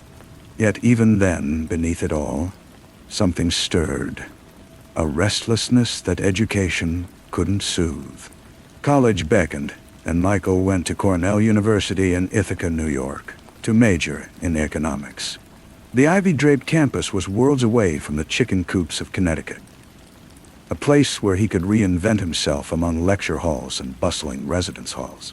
He arrived in autumn 1977, tall and unassuming at 6 feet, with thick brown hair and a manner that blended into crowds. Economics suited him well. Numbers were logical and predictable, unlike the chaos at home. He made friends easily enough, participated in clubs, and had occasional dates. Yet, there persistently existed a distance in his gaze, an observant quality suggesting an internal struggle. In his second year, troubling behaviors began emerging. Female students on campus noticed his stare lingering too long, their paths intersecting with his in ways that seemed accidental but were deliberate. He followed them from libraries to dormitories, his pulse quickening, not from affection but from an urge he couldn't fully understand. It was as though the farm's isolation had planted seeds of obsession, nurtured by the violence he had witnessed and suffered. By his final year, these drives intensified. In May 1981, as graduation approached, Michael committed his first documented serious crime against a woman. The survivor was someone whose identity he later disclosed to officials, though specifics remained veiled within his confessions. She survived, but the incident marked a turning point, a release of the tension building within him. Shortly afterward, a tragic event occurred. Sung Gondos II, a 25-year-old Vietnamese student at Cornell, disappeared from Warren Hall on May 12, 1981. Zong was full of life, her laughter echoing within international student groups, her hopes for an American future, bright and determined. She came from a background of hardship, pursuing education as her path to security. That night she went out for a walk, her small frame vanishing into dusk near the campus ravine. 5 days later, her body was found in a stream at Fall Creek Gorge. Authorities declared it suicide. Signs of struggle overlooked amid a rushed investigation. Zung's family, far across the seas, mourned for a daughter they believed had succumbed to academic pressure and homesickness. But Michael held the truth, carrying it like a weight inside him. Graduation came. Michael received his degree, but the shadow accompanied him back to Connecticut. He took work as an insurance agent, traveling country roads in an ordinary vehicle. The role suited his intellect, but it also afforded him freedom. Long stretches on highways where dark thoughts could flourish. In August 1981, while traveling through Raleigh, North Carolina, he committed a violent assault. The victim survived, but the incident intensified his escalating pattern. By September, in LaSalle, Illinois, he attacked a young teenager. His actions resulted in a conviction for unlawful restraint, a penalty of $500 and probation, a minor reprimand that failed to deter him. Rather, it reinforced the justice system's leniency, signaling tacit approval for an increasingly dangerous trajectory. Winter 1982 marked the beginning of a series of tragedies in Connecticut. On January 5th, Tammy Williams, a 17-year-old from Brooklyn, set out to walk home from her boyfriend's house. The air was crisp, snow dusting the ground like powdered sugar, and Tammy's laughter was a well-known echo in her close community. She was a young woman with a generous spirit whom friends would remember for her infectious laugh and how she brightened rooms. Tammy had grown up near the Ross family farm, cutting through paths by the clucking chickens on her way to school. That evening, as she walked down the quiet road, Michael spotted her from his vehicle. He stopped, his tone smooth and calming, offering a ride to a girl he vaguely recognized from childhood. Tammy hesitated but got in, trusting the familiar face. What followed was a nightmare. He took her to an isolated location and attacked her. Her body was found shortly after. The community staggered. Whispers of a predator among them morphed into dread. Spring came, but the shadow of fear remained. On April 2nd, 1982, Paula Pereira, a 16-year-old from Wallkill, New York, was hitchhiking beside the highway. Paula was accustomed to hitchhiking. In her rural area, it was common practice. A quick trip from a kind motorist. Michael was returning from Cornell that day, his thoughts drifting toward dark desires. He picked her up near Interstate 84, conversing casually to lower her defenses. But miles into the journey, he diverted, assaulting her and leaving her body in a wooded area. 18 days passed before she was found. Her youth and dreams reduced to a tragic statistic. Her family mourning quietly, their loss echoing through Wallkill's compact streets. June 15th, 1982, brought another tragedy. Deborah Smith Taylor, age 23, was stranded near Danielson, Connecticut. Her vehicle had run out of fuel following an argument with her husband. Deborah was a young bride, her life woven with hopes for reconciliation and shared tomorrows. Michael, ever the opportunist on his professional rounds, stopped to offer help. What she perceived as rescue transformed into terror as he took her to a remote field. Months later, a jogger discovered her remains. As autumn leaves turned in 1983, Michael's compulsions drew him to Norwich, Connecticut. On November 19th, Robin Dawn Stavinsky, aged 19, was seeking transportation along roads near Norwich State Hospital. Robin was full of vitality, her friends remembering her as ambitious, planning escapes from provincial monotony. Michael approached in his vehicle, a familiar sight to roadside travelers. He drove her to a forested area on hospital grounds, where he attacked and killed her, concealing her body beneath foliage. A week later, her remains were discovered, sending tremors through residents gripped by alarm. The pattern continued with devastating regularity. Another young woman, also named Robin, fell victim to him in November. Then came Easter Sunday 1984, which was meant to be a day of renewal. Yet for April Brunet and Leslie Shelley, both 14, it marked their final moments. The girls, best friends from Griswold, Connecticut, were walking home after spending the day together, their cheerful voices blending with bird song along Route 138. They accepted a ride, trusting in the springtime air and the goodwill of passers-by. Michael stopped his car, his smile putting them at ease. But when he drove past their intended stop, fear took hold. April, brave and quick, pulled out a small knife, but Michael subdued her effortlessly. He drove them across the state line into Rhode Island to the remote shores of Beach Pond. There, he restrained them both and committed terrible acts of violence. Their bodies were found days later in a drainage ditch near Preston, Connecticut. Their recovery devastated Griswold. Mothers and fathers held their children tighter, the void left by the two girls tearing at the community's heart. Just 2 months later, on June 13th, 1984, Wendy Barabol, 17, was walking along Connecticut Route 12, heading to a convenience store in Griswold. Wendy was friendly, her step light with the prospect of a routine errand. Michael, traveling his usual route, saw her. He exchanged a few words before dragging her across a stone wall into a forested area. Her body was located 2 days later. Descriptions from witnesses, tall man, brown hair, glasses, eventually directed suspicion toward Michael. Law enforcement closed in, arresting him on June 25, 1984, following leads connecting him to the recent crimes.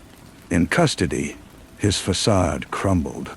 Michael confessed to everything, recounting 8 killings with unsettling precision. Zung, Tammy, Paula, Deborah, the 2 Robins, April, Leslie, and Wendy. His statements painted a picture of compulsion. Every act served as an outlet for tensions mounting since his youth. The interrogation room in Norwich hummed with tension as investigators reconstructed the timeline. Michael sat calmly, his Cornell education apparent in his articulate responses. He discussed the farmhouse abuse, the physical punishments, his uncle's suicide, as though analyzing his own pathology. The trial proceedings began in 1987, drawing crowds at New London Superior Court. Prosecutor John Mallet presented evidence including confessions, witness testimonies, physical connections like fibers, and timelines aligning with Michael's work travels. Michael faced charges for the Connecticut murders initially, capital felony charges for the deaths of April, Leslie, and the 2 Robins, as well as Wendy. His legal team, headed by court-appointed attorneys, argued mental illness, a disorder stemming from childhood trauma that diminished his self-control. Experts testified about his troubled childhood, the chaotic environment fostering his disturbance. Yet jurors saw premeditation, not spontaneity. Michael's own words, calm narrations of his actions, determined his fate. On June 15, 1987, he was found guilty on every charge. Judge Guy Sarsfield Ford imposed the death penalty for the capital crimes. 6 death sentences altogether, uncommon in Connecticut, where no executions had occurred since 1960. Appeals prolonged over years. In 1994, the Connecticut Supreme Court voided the sentences, citing an omitted mental health evaluation. New trials threatened, but Michael, now practicing Catholicism behind bars, had changed. He met a woman named Susan Powers, attracted by his intelligence and apparent remorse. They became engaged, though she eventually left in 2003. Incarceration altered him somewhat. He transcribed books into Braille, counseled fellow prisoners, and sponsored a child in the Dominican Republic. Clergy members noted his rosary prayers had become routine. By 1998, Michael waived further appeals, signing documents accepting execution to spare loved ones additional court proceedings. A judge initially declined this request. However, in 2001, after another proceeding, the death sentences were upheld. He pleaded guilty to Paula Pereira's murder in New York, receiving 8 to 25 years to run concurrently. Controversy flared. Was Michael genuinely remorseful, or was this a manipulative publicity seeker? Mental health experts disagreed. Some identified death row syndrome, a self-destructive quest for notoriety, while others saw sincere repentance. Michael's father and sister petitioned the U.S. Supreme Court, worried about the precedent being set, but were refused. In 2004, Governor M. Jody Rell denied clemency, asserting that Michael was solely responsible for his choices. One of his assault survivors stood against the death penalty, her position a rarely heard plea for mercy. Early 25 saw executions narrowly avoided through last-minute legal interventions. When rescheduled, questions about his mental fitness arose. Lawyers argued that his waivers resulted from psychological vulnerability. Court proceedings determined him competent. Michael, now affiliated with a Benedictine monastery, confirmed his wishes. On May 13, 2005, at Osborne Correctional Institution in Summers, the end arrived. Outside, hundreds demonstrated, opponents of capital punishment who had marched from Hartford. Inside, Michael consumed his final meal, turkey a la king with rice, vegetables, bread, and fruit. At 2:01 a.m., the lethal injection process began. He declined to offer final words, simply saying, "No, thank you." He was pronounced deceased at 2:25 a.m. His body was sent to a Benedictine cemetery. A family member of one victim observed, hoping for closure, but finding only anger. "I thought I would feel resolution, but I felt fury just watching him there." This execution, Connecticut's first since 1960, reignited public debate about capital punishment. Years on, Michael's story persists. A cautionary tale about trauma's enduring impact, the burden of justice, and the toll of unaddressed darkness. Families heal slowly. Communities don't forget. Michael's name recalls the tragedies that once haunted Connecticut and New York's peaceful areas. Ultimately, the farm remains quiet. The ravines echo with silent sorrow, and the highway continues endlessly. A testament to choices made and lives irrevocably changed.